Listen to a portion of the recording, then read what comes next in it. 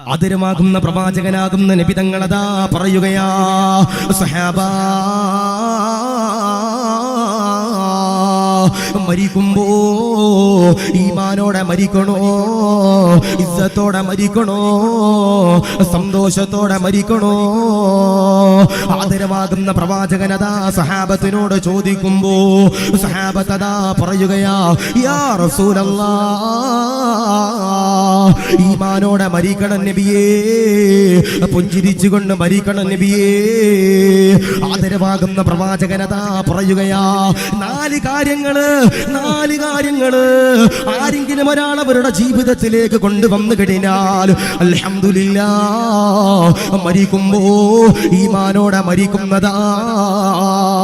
ആദരവാകുന്ന പ്രവാചകനതാ പറയുകയാ, ഒന്ന്, ആരെങ്കിലും ഒരാൾ ഖുർആൻ ഓതിയാൽ, ആരെങ്കിലും ഒരാൾ ഖുർആനിനെ സ്നേഹിച്ചാൽ, ആരെങ്കിലും ഒരാൾ ഖുർആനിനെ ആദരിച്ചാൽ അൽഹംദുലില്ലാഹ് മരിക്കുമ്പോ ഈമാനോടെ മരിക്കുന്നതാ, ഇഖ്ലാസോടെ മരിക്കുന്നതാ, ഇസ്സത്തോടെ മരിക്കുന്നതാ. അതുകൊണ്ട് പ്രിയമുള്ളവരോട് പറയുകയാ, റജബ് മാസം കടന്നു വന്നല്ലോ, ഞാനും നിങ്ങളും ദുആ ചെയ്തല്ലോ, അല്ലാഹുമ്മ ബാരിക് ലനാ ഫീ റജബിൻ വ ശഅബാൻ. അല്ലാഹുവേ, റജബിലും ശഅബാനിലും ഉണ്ടല്ലോ ബറക്കത്ത് തരണേ അല്ലാഹ്. വബല്ലിഅനാ റമളാൻ.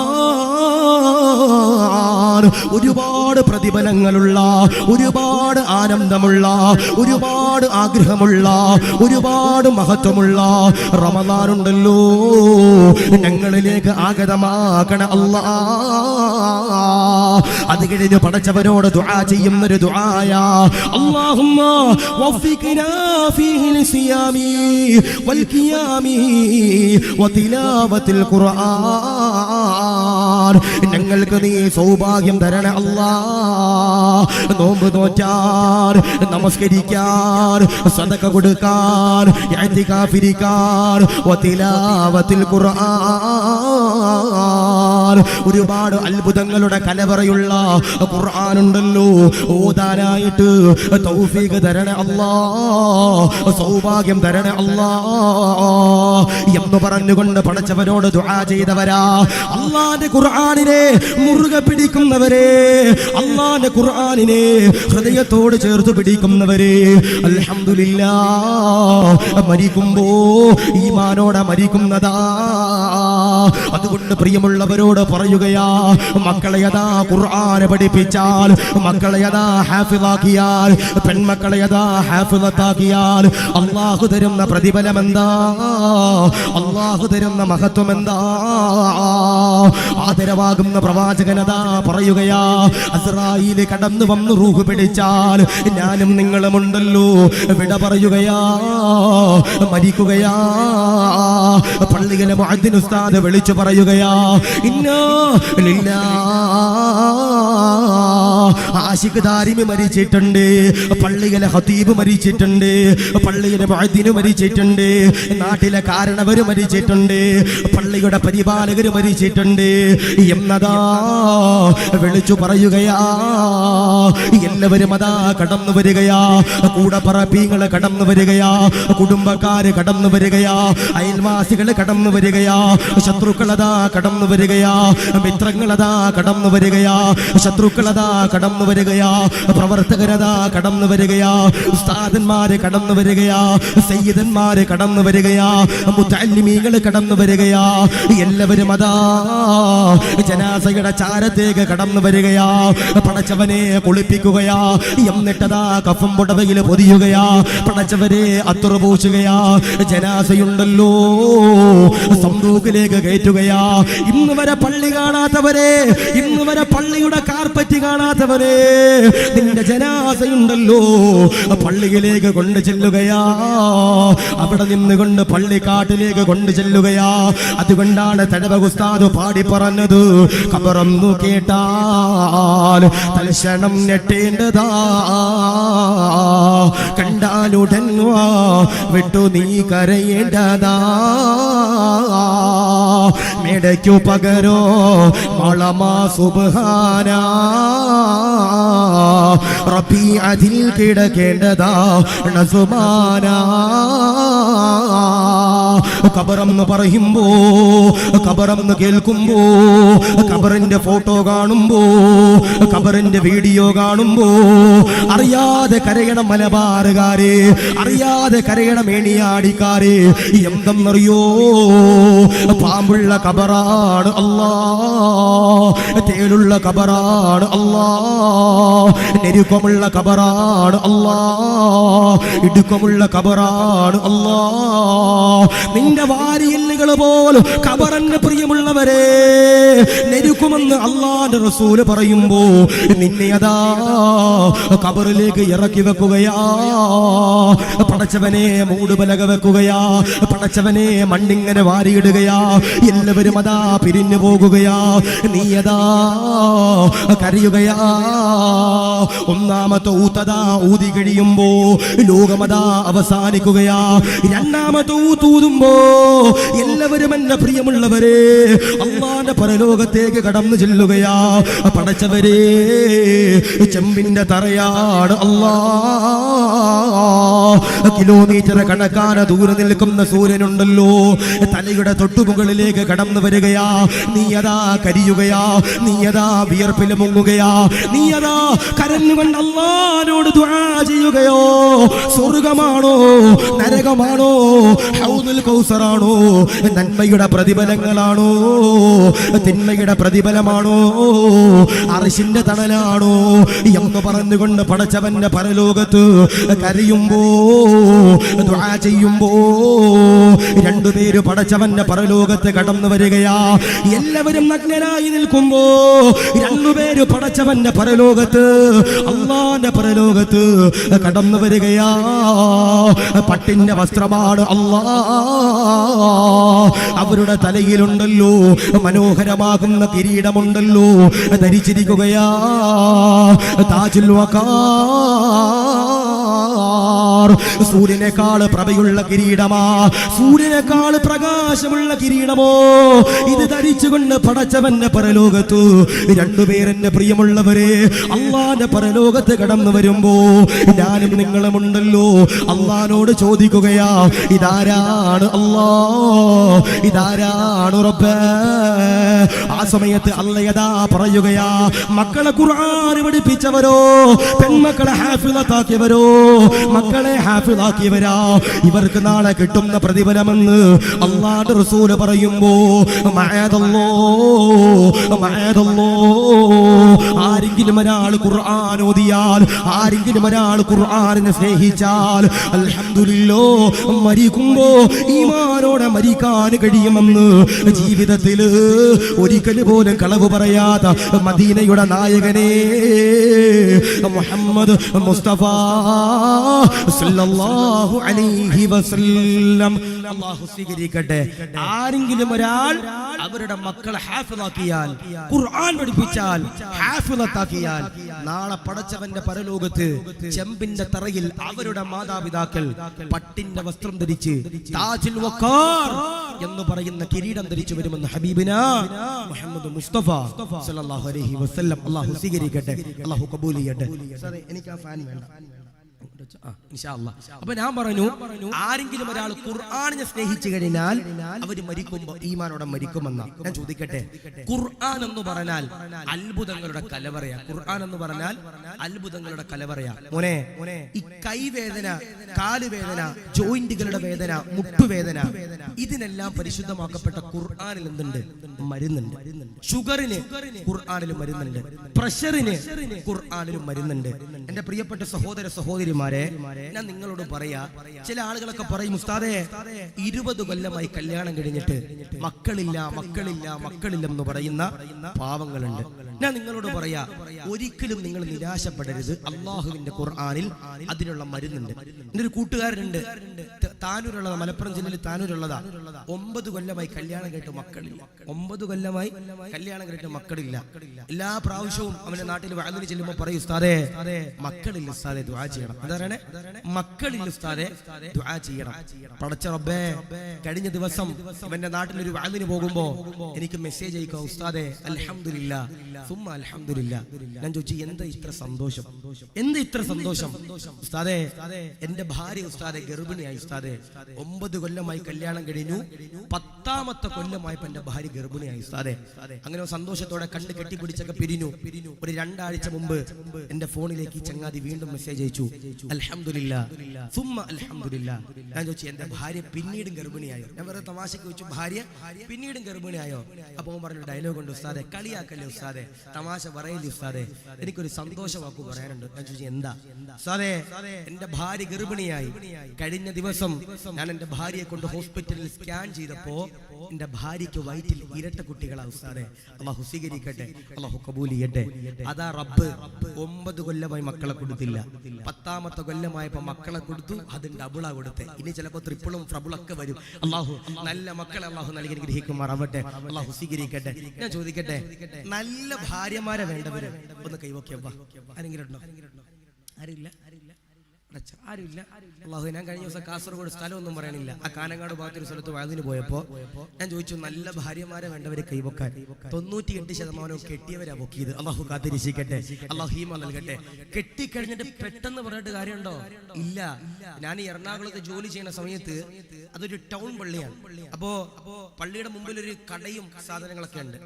ഒരു ദിവസം രാത്രി 2 മണിയാകുമ്പോൾ ഞാനൊരു ചെറുപ്പക്കാരനെ ഇങ്ങനെ നോക്കി. എല്ലാ ദിവസവും പള്ളിയുടെ മുമ്പിൽ ഉണ്ടാവും, ഇബാദത്തൊന്നുമല്ല, പള്ളിയുടെ മുമ്പിൽ എല്ലാ കടയും അടച്ച്, പള്ളിയുടെ ബാത്റൂമൊക്കെ ക്ലീൻ ആക്കി, പള്ളിയുടെ ഡോറൊക്കെ അടച്ചിട്ട് രാത്രി 2 മണിക്ക് ഈ ചെറുപ്പക്കാരൻ വീട്ടിൽ പോകും.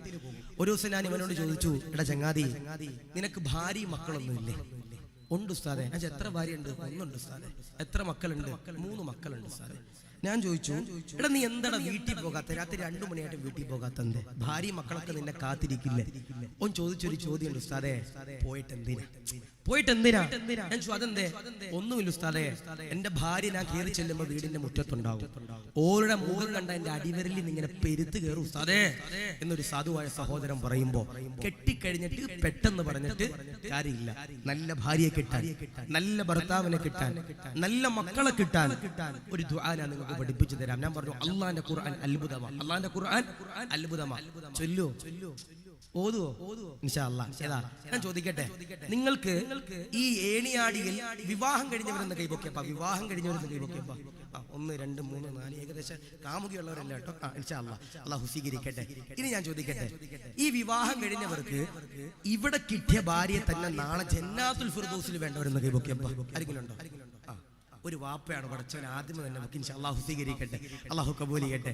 ഒരു അവസാനം വരെ ഇരുന്നാൽ ഒരു ചെറിയൊരു ദിക്റ് പറഞ്ഞു തരാം. ചൊല്ലോ, അവസാനം ഒരു 11 മണിയാകുമ്പോൾ, ഞാൻ മറന്നാലും നിങ്ങൾ എന്നോട് ചോദിക്കണം, ഉസ്താദേ ആ പറഞ്ഞ ദിക്ർ ഏതാന്ന് ചോദിക്കണം. ഒരു 11 മണി വരെ നിങ്ങൾ ഇരുന്നാൽ ഇവിടെ കിട്ടിയ ഭാര്യ നാളെ ജന്നാത്തുൽ ഫിർദൗസിൽ കിട്ടാൻ ഒരു ചെറിയൊരു 3 ദിക്ർ പറഞ്ഞു തരാം. അല്ലാഹു സ്വീകരിക്കട്ടെ, അല്ലാഹു കബൂൽ ചെയ്യട്ടെ. ഇപ്പൊ കയ്യൊക്കെ പൊക്കും, വീട്ടിൽ പോയിട്ട് ചിലപ്പോൾ തെറ്റിച്ചായിരിക്കും ചൊല്ലണേ. അല്ലാഹു കാത്തിരക്ഷിക്കട്ടെ, അല്ലാഹു ഹീമ നൽകട്ടെ. പരിശുദ്ധമാക്കപ്പെട്ട ഖുർആനിലെ ഒരു ആയത്ത്, ഒരു ദുആ, ഇതാരാണോ ചൊല്ലുന്നത് അവരുടെ കുടുംബ ജീവിതത്തിലും മക്കളിലും ഭാര്യയിലും ഭർത്താവിലും ഒക്കെ അല്ലാഹു ബറക്കത്ത് നൽകും. ചൊല്ലൂലേ? ഏതാ? അല്ലാഹുവിന്റെ പരിശുദ്ധമാക്കപ്പെട്ട ഖുർആനിലൂടെ അല്ലാഹ് ഏതാ പറയുകയാ? ഏതെന്നറിയോ? 6000-ഓളം ആയത്തുകളുള്ള അല്ലാഹുവിന്റെ ഖുർആനുണ്ടല്ലോ. 25ഓളം പ്രവാചകന്മാരുടെ ചരിത്രങ്ങൾ പറയുന്ന, ഒരുപാട് അഹ്കാമുകളുള്ള, ഒരുപാട് അഖ്ബാറുകളുള്ള അല്ലാഹുവിന്റെ ഖുർആനിലൂടെ അല്ലാഹ് ഏതാ പറയുകയാ? എഴുതിയെടുക്കാൻ പറ്റുന്നവരതാ എഴുതിയെടുത്തുകൊള്ളുക, കാണാപ്പാഠം പഠിക്കാൻ പറ്റുന്നവര് പഠിച്ചുകൊള്ളുക, ചോദിച്ചു പഠിക്കാൻ പറ്റുന്നവര് പഠിച്ചുകൊള്ളുക, ലൈവിലൂടെ കേട്ടു പഠിക്കാൻ പറ്റുന്നവര് പഠിച്ചുകൊള്ളുക. ഏതെന്നറിയോ? റബ്ബനാ ഹബ് ലനാ മിൻ അസ്വാജിനാ വദുരിയാതിനാ ഖുർറത അയുനിൻ വജഅൽനാ ലിൽമുത്തഖീന ഇമാമാ. ഈ പറയുന്ന ആയത്തുണ്ടല്ലോ, ഈ പറയുന്ന ദുആ ഉണ്ടല്ലോ, ഈ പറയുന്ന സൂക്തമുണ്ടല്ലോ, ആരെങ്കിലും ഒരാൾ ഓതി കഴിഞ്ഞാൽ, ദുആ ചെയ്താൽ, പടച്ചവന്റെ മുമ്പിലേക്ക് സമർപ്പിച്ചു കഴിഞ്ഞാൽ, അൽഹംദുലില്ലാഹ്, അവന്റെ കുടുംബ ജീവിതത്തില്, അവന്റെ മക്കളിൽ എന്റെ പ്രിയമുള്ളവരെ അല്ലാഹു ബറക്കത്ത് തരുമെന്ന് പറയുമ്പോ നാദാ കബൂലാക്കണ അല്ലാഹ്. എല്ലാവരും ഒരു ആമീൻ പറഞ്ഞു. റബ്ബനാ ഹബ് ലനാ മിൻ അസ്വാജിനാ വദുരിയാതിനാ ഖുർറത അയുനിൻ വജഅൽനാ ലിൽമുത്തഖീന ഇമാമാ. അല്ലാഹുവേ, നിറഞ്ഞിരിക്കുന്ന പാവങ്ങളുടെ കുടുംബ ജീവിതത്തിൽ ബറക്കത്ത് കൊടുക്കണേ അല്ലാഹ്, ബറക്കത്ത് കൊടുക്കണേ അല്ലാഹ്. ഒരു ചരിത്രത്തിലേക്ക് കടക്കുകയോ, വേദനിപ്പിക്കുന്ന ചരിത്രമോ, സങ്കടപ്പെടുത്തുന്ന ചരിത്രമോ, സയ്യിദുനാ ഉസ്മാൻ ഇബ്നു അഫ്ഫാൻ. ഉസ്മാൻ തങ്ങളുണ്ടല്ലോ, ഒരിക്കൽ ഒരു ഖബറിന്റെ ചാരത്തുകൂടെ നടന്നു പോകുമ്പോ ഉസ്മാൻ തങ്ങളതാ കരയുകയാ. സഹാബത്തതാ കടന്നു വരികയാ. കടന്നു വന്നുകൊണ്ട് ചോദിക്കുകയാ, എന്തിനാണ് ഉസ്മാനെ കരയുന്നത്? എന്തിനാ ഉസ്മാനെ സങ്കടപ്പെടുന്നത്? എന്തിനാണ് ഉസ്മാനെ നൊമ്പരപ്പെടുന്നത്? എന്തിനാണ് ഉസ്മാനെ? ഉസ്മാനെ തങ്ങളതാ പറയുകയാ, ഖബറിലേക്ക് ഞാനതാ അടങ്ങിക്കഴിഞ്ഞാൽ, ഖബറിലേക്ക് ഞാനതാ ഇറങ്ങിക്കഴിഞ്ഞാൽ, ഒറ്റയ്ക്കാണല്ലോ, കൂട്ടുകാരില്ലോ, കൂടപ്പറപ്പിങ്ങളില്ല.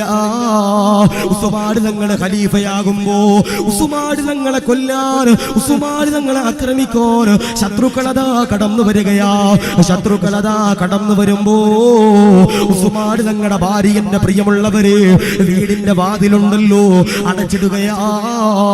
ഉസ്മാൻ തങ്ങളെ കൊല്ലാൻ വന്ന ശത്രുക്കളുണ്ടല്ലോ വീടിന്റെ വാതിക്കൽ വന്ന് കാത്തു നിൽക്കുമ്പോ ഉസ്മാൻ തങ്ങളുടെ ഭാര്യതാ കരയുകയാ, ദുആ ചെയ്യുകയാ. അല്ലാഹ് റബ്ബേ, എന്റെ പ്രിയപ്പെട്ട പ്രിയതമനെ കാക്കണേ അല്ലോ, രക്ഷിക്കണേ അല്ലോ എന്ന് പറഞ്ഞുകൊണ്ട് ഉസ്മാൻ തങ്ങളുടെ ഭാര്യയുണ്ടല്ലോ കരയുകയാ. ഉസ്മാൻ തങ്ങൾ പതറുന്നില്ല, ഉസ്മാൻ തങ്ങൾ തളരുന്നില്ല, ഉസ്മാൻ തങ്ങൾ കരയുന്നില്ല. ഉസ്മാൻ തങ്ങൾ സുന്നത്ത് നോമ്പന്റെ പ്രിയമുള്ളവരെ നോറ്റുകയാ. പടച്ചവനെ ഇബാദത്ത് ചെയ്യുകയാ, പടച്ചവനെ നമസ്കരിക്കുകയാ. മഗ്രിബിന്റെ സമയമാകുമ്പോ കഴിക്കാൻ ഭക്ഷണമില്ലോ, വെള്ളമില്ലോ, പഴങ്ങളില്ലോ. രണ്ടാമത്തെ ദിവസം അതാ കടന്നു വരികയാ. ഉസ്മാൻ തങ്ങള് സുന്നത്ത് നോമ്പന്റെ പ്രിയമുള്ളവരെ രണ്ടാമത്തെ ദിവസമുണ്ടല്ലോ നോക്കുകയാ. മഗ്രിബിന്റെ സമയമാകുമ്പോ കഴിക്കാൻ ഭക്ഷണമില്ല. മൂന്നാമത്തെ ദിവസം അതാ കടന്നു വരികയാ. സയ്യിദുനാ ഉസ്മാൻ ഇബ്നു അഫ്ഫാൻ പടച്ചവനെ നോമ്പെടുക്കുകയാ, പടച്ചവനെ ഇബാദത്ത് ചെയ്യുകയാ, പടച്ചവനെ നമസ്കരിക്കുകയാ.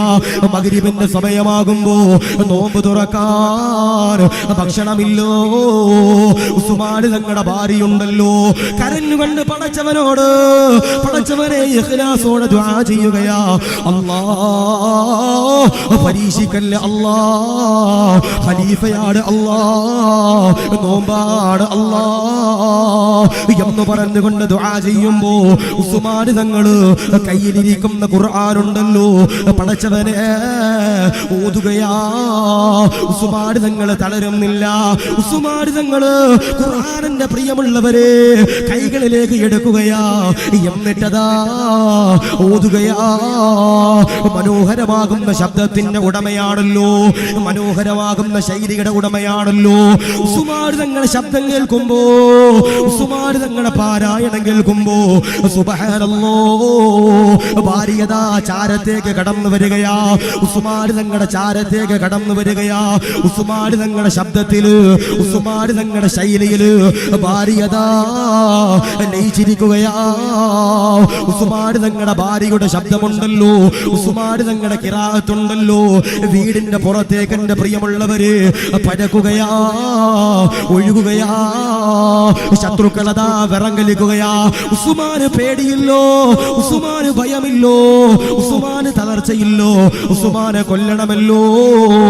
ഊരിപ്പിടിച്ച കടാരയതാ എടുക്കുകയാ.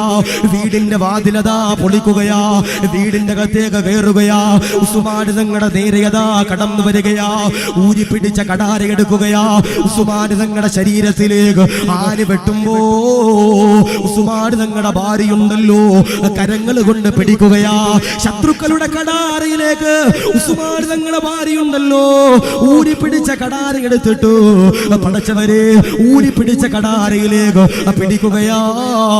ഉസ്മാൻ തങ്ങളുടെ ഭാര്യയുടെ കയ്യന്റെ പ്രിയമുള്ളവര് ശത്രുക്കളതാ മുറിക്കുകയാ, അറുക്കുകയാ.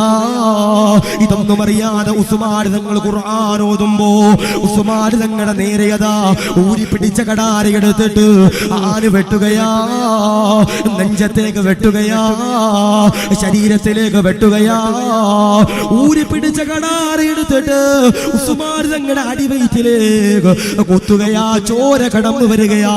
നെഞ്ചിൽ നിന്ന് വരുന്ന ചോരയുണ്ടല്ലോ പടച്ചവനെ കയ്യിലിരിക്കുന്ന ഖുർആനിലേക്ക് വീഴുകയാ.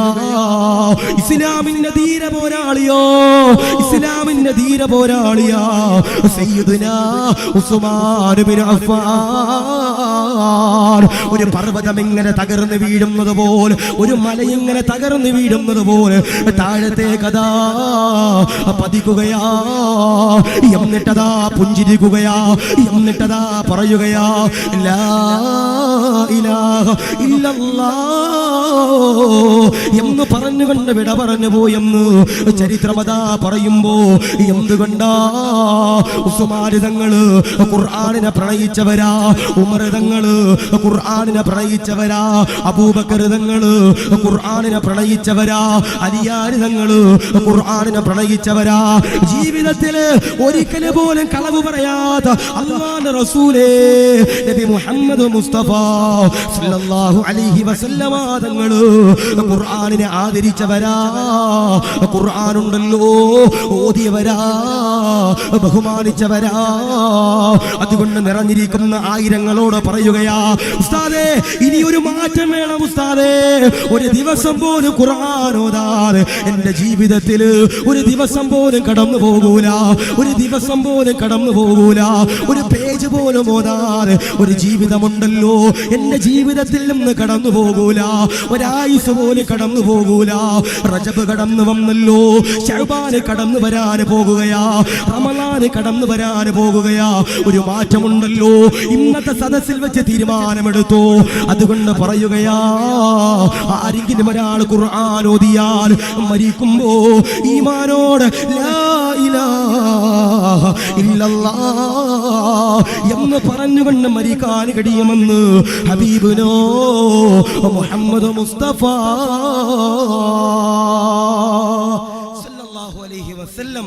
ഉസ്മാൻ തങ്ങൾ ഖുർആൻ ഓതി ഈ ലോകത്ത് നിന്ന് വിട പറഞ്ഞു പോയെന്ന് ചരിത്രം പറയുമ്പോ അല്ലാഹുവേ ആ ഖുർആനിനെ സ്നേഹിച്ച് ആദരിച്ച് ബഹുമാനിച്ച് ഞങ്ങൾക്ക് ഈ ലോകത്ത് നിന്ന് വിട പറയാൻ ഞങ്ങൾക്ക് നീ സൗഭാഗ്യം തരണേ അല്ലാഹ്, സ്വീകരിക്കണേ അല്ലാഹ്. അതാ പറയണേ നമ്മുടെ പള്ളിയില് ഏറ്റവും കൂടുതൽ പൊടിയുള്ളത് ഇവിടെ അല്ലേ? ഈ അഴുക്ക് നമ്മുടെ പള്ളിയിൽ ഏറ്റവും കൂടുതൽ ഇരിക്കുന്ന ഇവിടെ. നിങ്ങൾ നാളെ തന്നെ നിങ്ങളുടെ പള്ളിയിൽ ചെന്നിട്ട് നിങ്ങളുടെ ഹത്തീബ് ഉസ്താദിന്റെ റൂമിലൊന്ന് കയറി നോക്കണം, പൊടി ഉണ്ടാകൂല. നിങ്ങൾ നിസ്കരിക്കുന്ന മുസല്ലി എന്ന് നോക്കണം, പൊടി ഉണ്ടാകൂല. ഫാനുമേ നോക്കണം, പൊടി ഉണ്ടാകൂല. ഖുർആൻ ഇരിക്കുന്ന ഷെൽഫിൽ നമ്മൾ കൈ കൊണ്ട് ഇങ്ങനെ തുടച്ചു നോക്കണം. റബ്ബേ നമ്മുടെ കൈ മുഴുവനും പൊടി കൊണ്ട് നിറയും. കാരണം എന്തേ? കഴിഞ്ഞ റമളാനിൽ നമ്മൾ എടുത്തതാ ഖുർആൻ. അല്ലാഹു കാത്തിരിക്കട്ടെ, അല്ലാഹു ഈമാൻ നൽകട്ടെ. ചില ചെറുപ്പക്കാർക്ക് ഒരു നിയ്യത്തുണ്ട് ഉസ്താദേ, റമദാനല്ലേ, ഖുർആനൊക്കെ ഓതണം, ഒരു ദിവസം ഒരു ജുസ് ഉസ്താദേ, അതിൽ കൂടുതൽ ഓതൂല. എന്നെ കൊന്നാലും ഞാൻ അനങ്ങൂല ഉസ്താദേ, ഒരു ജുസുവിന്റെ മേളിൽ ഒരു തരി ഞാൻ ഓതൂല ഉസ്താദേ എന്ന് നിയ്യത്ത് വെക്കണ ചില ചെറുപ്പക്കാരുണ്ട്. പാടില്ല. 1, 2, 3, 4, 5, 10 എത്ര ജുസ് നിനക്ക് ഒരു ദിവസം ഓതാൻ കഴിയുന്നുണ്ടോ അത്രത്തോളം നമ്മൾ എന്റെ പ്രിയപ്പെട്ടവർ ഓതാൻ കഴിയണം. അള്ളാഹു സ്വീകരിക്കട്ടെ, അള്ളാഹു കബൂൽ ചെയ്ത് അനുഗ്രഹിക്കട്ടെ. അതാ പറയണേ, ഖുർആൻ ഓതുന്നവരാരാ, അത് സ്വീകരിക്കുന്നവരാരാ, അത് ബഹുമാനിക്കുന്നവരാരാ, ഈ ഖുർആൻ പഠിച്ച പണ്ഡിതന്മാരെ സ്നേഹിക്കുന്നവരാരാ, ഇൽമിന്റെ അഹ്ലുകാരെ സ്നേഹിക്കുന്നവരാരാ, അവര് മരിക്കുമ്പോ ഈമാനോടെ മരിക്കുമെന്ന് ഹബീബിന മുഹമ്മദ് മുസ്തഫ സല്ലല്ലാഹു അലൈഹി വസല്ലം അല്ലേ. ഇപ്പൊ ഇവിടെ ഇരിക്കുന്ന ഉസ്താദന്മാര് നമ്മൾ നോക്കുമ്പോൾ ഓരെന്തൊരു പൊറോട്ട കെട്ടി ഇങ്ങനെ ഇരിക്കണം എന്നായിരിക്കും നമ്മൾ ചിന്തിക്കണേ. അല്ല, അവർക്ക് എന്റെ പ്രിയപ്പെട്ടവരെ വല്ലാത്ത മഹത്തമാ. അവര് പഠിച്ചത് ഖുർആനാ, അവര് പഠിച്ചത് ഇൽമാ, അവര് പഠിച്ചത് അല്ലാഹുവിന്റെ ദീനാ. അവരെ സഹായിക്കുന്നവരാരാ, അവരെ ബഹുമാനിക്കുന്നവരാരാ, അവര് മരിക്കുമ്പോൾ ഈമാനോടെ മരിക്കുമെന്ന് ഹബീബിന മുഹമ്മദ് മുസ്തഫ സല്ലല്ലാഹു അലൈഹി വസല്ലം. ഞാനിപ്പോ ഇന്ന് കാസർഗോഡ് ഒരു പള്ളിയിൽ ജുമാക്ക് പോയി. ഇന്ന് ഞാൻ പള്ളിയുടെ പേരൊന്നും പറയുന്നില്ല. കാസർഗോഡ് ഒരു പള്ളിയിൽ ഞാൻ ജുമാക്ക് പോയി. അപ്പൊ നിങ്ങളൊക്കെ കഴിഞ്ഞ ദിവസം ഒരു വീഡിയോ കണ്ടിട്ടുണ്ടാകും. ഒരു ഉസ്താദ് ഒരു നിക്കാഹ് നടത്താൻ വേണ്ടി സ്റ്റേജിലോട്ട് ഇങ്ങനെ വരുന്നു. സ്റ്റേജിലോട്ട് വരുന്ന സമയത്ത് ആ സ്റ്റേജിന്റെ മുമ്പിൽ മുഴുവനും പെണ്ണുങ്ങളായിരിക്കണം. ആ സ്റ്റേജിന്റെ മുമ്പിൽ മുഴുവനും പെണ്ണുങ്ങളായിരിക്കണം. അപ്പൊ ഉസ്താദ് സ്വാഭാവികമായിട്ട് മൈക്ക് എടുത്തിട്ട് പറഞ്ഞു, ഇവിടെ പെണ്ണുങ്ങൾ ഇരിക്കാൻ പാടില്ല, നിക്കാഹിന്റെ സദസ്സാണ്, അപ്പുറത്തേക്ക് പോകാൻ പറഞ്ഞു. അത് ആ പെണ്ണിന്റെയോ ചെറുക്കന്റെയോ വീട്ടുകാരുടെ കുടുംബക്കാർക്ക് ആർക്കോ പറ്റിയില്ല. അവർ ഉസ്താദിനോട് എതിർത്തു പറയുന്നുണ്ട്. ഉസ്താദ് പറയുന്നുണ്ട്, പെണ്ണുങ്ങൾ പോകാതെ ഒരിക്കലും ഞാൻ നിക്കാഹ് ചെയ്ത് തരില്ലെന്നൊക്കെ ഉസ്താദ് പറയുന്നുണ്ട്. അവസാനം എന്തോ പെണ്ണുങ്ങളൊക്കെ മാറിയിട്ടാന്ന് തോന്നുന്നു ഉസ്താദ് എന്ത് ചെയ്തത്, നിക്കാഹ് ചെയ്ത് കൊടുത്തത്. എന്റെ എന്തോ കഷ്ടകാലത്തിന് ഞാൻ ഇന്ന് ജുമാക്ക് പോയത് ആ ഉസ്താദ് ജോലി ചെയ്യുന്ന പള്ളിയിൽ ഞാൻ പോയത്. ആ ഉസ്താദ് ജോലി ചെയ്ത പള്ളിയിലാണ് ഞാൻ പോയത്. സ്വാഭാവികമായിട്ട് ഞാൻ അവിടെ കഴിഞ്ഞൊരു 2 മാസം കൂടെ വയലിനും പോയത്. അല്ലാഹുവേ, ഞാൻ അവിടെ ഇങ്ങനെ ജുമാ കഴിഞ്ഞ് ഇങ്ങനെ ഇരിക്കുമ്പോ പെട്ടെന്ന് അവിടുത്തെ പള്ളിയുടെ ഔദ്യോഗികമായിട്ടിരിക്കണ സ്ഥാനത്തിരിക്കണ ഒരു ചങ്ങാതി എണ്ണീച്ചെന്നിട്ട് പറഞ്ഞു, ആ വീട്ടുകാര് എന്ത് ചെയ്യണം, മാപ്പ് ചോദിക്കണം, ഖത്തീബിനോട് മാപ്പ് ചോദിക്കണം. കാരണം എന്തേ, അവര് വനിതാ കമ്മീഷനിൽ കേസ് കൊടുക്കുന്ന പറഞ്ഞിരിക്കണേ. ഉസ്താദിനെതിരെ വനിതാ കമ്മീഷനിൽ കേസ് കൊടുക്കുന്ന പറഞ്ഞിരിക്കണേ. എന്തിന് അവരുടെ നിക്കാഹിന്റെ സദസ്സിൽ പെണ്ണുങ്ങൾ കടന്നു വന്നപ്പോ പെണ്ണുങ്ങളെ അപമാനിച്ചെന്ന് പറഞ്ഞ് കേസ് കൊടുക്കാൻ, വനിതാ കമ്മീഷനിൽ പെണ്ണുങ്ങളെ അപമാനിച്ചെന്ന് പറഞ്ഞ് കേസ് കൊടുക്കാൻ വേണ്ടിയിട്ട് ആര് തീരുമാനിക്കാണ്, അവിടുത്തെ ആ വീട്ടുകാർ തീരുമാനിക്കാം. സ്വാഭാവികമായിട്ട് പള്ളി കമ്മിറ്റി ഒരു തീരുമാനം എടുത്തു. എന്ത് ചെയ്യണം, അവര് ഖത്തീബിനോട് മാപ്പ് പറയണം. അവര് ഖത്തീബിനോട് മാപ്പ് പറയണം. ഈ ഒരു വാക്ക് അവിടെ പറഞ്ഞത് മാത്രമേ ഓർമ്മയുള്ളൂ. പിന്നെ ബഹളമായി. ഉസ്താദിന്റെ വാപ്പാക്ക് വിളിക്കണം, കമ്മറ്റിക്കാരെ വലിയപ്പാക്ക് വിളിക്കണം, അടിയും പിടിയും ബഹളം ഒക്കെ ആ പള്ളിക്കകത്ത് നടത്തുക അല്ലേ. ഞാൻ പറയണത്, ആ ഉസ്താദിനെതിരെ വനിതാ കമ്മീഷന് കേസ് കൊടുക്കാനുള്ള കാരണം എന്തേ, ഉസ്താദ് ദീൻ പറഞ്ഞു. ഞാൻ എന്നും ആ ഉസ്താദിന്റെ കൂടെ, ആ നാട്ടുകാരും ആ ഉസ്താദിന്റെ കൂടെയാ, അവിടുത്തെ കമ്മറ്റിക്കാരും ആ ഉസ്താദിന്റെ കൂടെ. കാരണം എന്താ, ഉസ്താദ് ദീനാ പറഞ്ഞു അല്ലേ. സ്വാഭാവികമായിട്ടും നിക്കാഹിന്റെ സദസ്സില് എന്റെ പ്രിയപ്പെട്ടവരെ പെണ്ണുങ്ങൾ വരരുത്, ആണും പെണ്ണും കലർന്നിരിക്കാൻ പാടില്ല അല്ലെ. ഇപ്പൊ എത്ര വലിയ പൈസക്കാരന്റെ കല്യാണമാണെങ്കിലും കല്യാണം നടത്തുമ്പോൾ ഭക്ഷണം കൊടുക്കുമ്പോ 2 ആയിട്ട് കൊടുക്കണം, പെണ്ണിന് വേറെ ആണിന് വേറെ. അവിടെ എന്ത് ചെയ്യാൻ പാടില്ല, ഹറാമാകുന്ന ഒരു രംഗം കടന്നു വരാൻ പാടില്ല അല്ലെ. അന്യപുരുഷൻ സ്ത്രീകൾ എന്ത് ചെയ്യാൻ പാടില്ല, കാണാൻ പാടില്ല. ആ ഒരു അർത്ഥത്തിലാണ് ഉസ്താദ് എന്ത് പറഞ്ഞേ, പെണ്ണുങ്ങൾ എന്ത് ചെയ്യണം, മാറി നിന്നില്ല. പക്ഷേ അതിനെതിരെ എന്ത് ചെയ്യുന്നു, അവിടുത്തെ വീട്ടുകാർ കേസ് കൊടുക്കാനും അതും ഇതൊക്കെ കൊടുക്കാൻ പോകും. അല്ലാഹു കാത്തിരിക്കട്ടെ. എന്തിന്, ഉസ്താദ് ദീൻ പറഞ്ഞതിന്. അല്ലാഹുവേ, മരിക്കുന്നത് വരെ മുറുകെ പിടിച്ചുകൊണ്ട് സുന്നത്ത് ജമാഅത്ത് പറയാൻ അലിമീങ്ങൾക്കെല്ലാം സൗഭാഗ്യം കൊടുക്കണേ അല്ലാ. പക്ഷെ എനിക്ക് ഒരു സന്തോഷം തോന്നിയത് വേറൊന്നുമില്ല, അവരവിടെ കിടന്ന് ഇത്രയും ബഹളം ഉണ്ടാക്കിയിട്ടും ഉസ്താദിന് ഒരു കൂസലില്ല. ഉസ്താദ് അവിടെ അൽഫാത്തിഹ വിളിക്കുന്നു, ദുആ ചെയ്യുന്നു, ഉസ്താദ് റൂമിൽ കയറി പോകും. അതാ പണ്ഡിതരെന്ന് പറയണം. അല്ലാഹു ആഫിയത്ത് കൊടുക്കട്ടെ അല്ലേ. ചില സ്ഥലത്തേക്ക് കമ്മിറ്റിയുടെ മുമ്പിൽ ഇങ്ങനെ ഓശാനിച്ച് നിൽക്കുന്ന ചില പണ്ഡിതന്മാരുണ്ട്. അല്ലാഹു കാത്തിരിക്കട്ടെ. പാടില്ല. ഒരു പള്ളിയിൽ ഏറ്റവും വലുത് സെക്രട്ടറി അല്ല, അത് നിങ്ങൾ മനസ്സിലാക്കണം. അത് ഇവിടുത്തെ കാര്യമല്ല പറയണം. എന്റെ ആലപ്പുഴയിലാണെങ്കിലും എന്റെ നാട് പുന്നപ്ര പള്ളിയിലും മഹലിലാണെങ്കിലും അവിടുത്തെ ഏറ്റവും വലിയ രാജാവ് എന്ന് പറയുന്നത് ആരാ, ഖത്തീബ. അത് കഴിഞ്ഞിട്ടുള്ള സെക്രട്ടറി, സെക്യൂരിറ്റിയും പ്രസിഡന്റ് ഒക്കെ അല്ലാഹു ഈമാൻ നൽകട്ടെ. കാരണം എന്തേ, ദീൻ പറയേണ്ടതാരാ, ഉസ്താദാ. ദീൻ പറയേണ്ടതാരാ, ഉസ്താദാ. അത് ചെയ്ത് കൊടുക്കേണ്ട കടമ ആർക്കാ, പള്ളി പരിപാലകർക്ക്. അല്ലാഹു സ്വീകരിക്കട്ടെ, അല്ലാഹു കബൂൽ ചെയ്ത് അനുഗ്രഹിക്കുമാറാവട്ടെ അല്ലേ. ഇപ്പോ ഉസ്താദന്മാർക്ക് കുട്ടികളെ ഒന്ന് പഠിക്കാൻ വേണ്ടി ഒന്ന് ശകാരിക്കാൻ പാടില്ല. അല്ലേ? ഇപ്പൊ നമ്മുടെ ഖത്തീബ് ഉസ്താദ് ഏതെങ്കിലും ഒരു കുട്ടി പഠിക്കണില്ല, ഒന്ന് ചെറുതായിട്ടൊരു സ്കെയിൽ കൊണ്ടൊന്ന് ചെറുതായിട്ടൊന്ന് തട്ടി, അല്ലാഹുവേ, കുട്ടി എന്നിട്ട് വീട്ടിൽ ചെന്നിട്ട് പറയാ, ഉസ്താദ് എന്നെ മാന്തി, ഉസ്താദിന്റെ തോണ്ടി, ഉസ്താദിനെ അവിടെ പിടിച്ചെന്ന് പറഞ്ഞിട്ട് ഉസ്താദിനെ പറ്റി പരാതി പറയും. നേരെ പോലീസ് സ്റ്റേഷനിൽ പോയി പരാതി കൊടുത്താൽ പോസ്കോ. അല്ലാഹു കാത്തിരിക്കട്ടെ, അല്ലാഹു ഈമാൻ നൽകട്ടെ. പോക്സോയുടെ നിയമം ഇപ്പൊ എങ്ങനെ? പോക്സോ എന്ന് പറയുന്ന നിയമം ഇപ്പൊ എങ്ങനെ? ഒരു ഉസ്താദ് ഏതെങ്കിലും ഒരു കുട്ടി ഉപദ്രവിച്ചെന്ന് പറഞ്ഞാൽ വടി കൊണ്ട് അടിച്ചാൽ തന്നെ പോക്സോ കേസാ. വടി കൊണ്ട് അടിച്ചാൽ തന്നെ പോക്സോ കേസാ.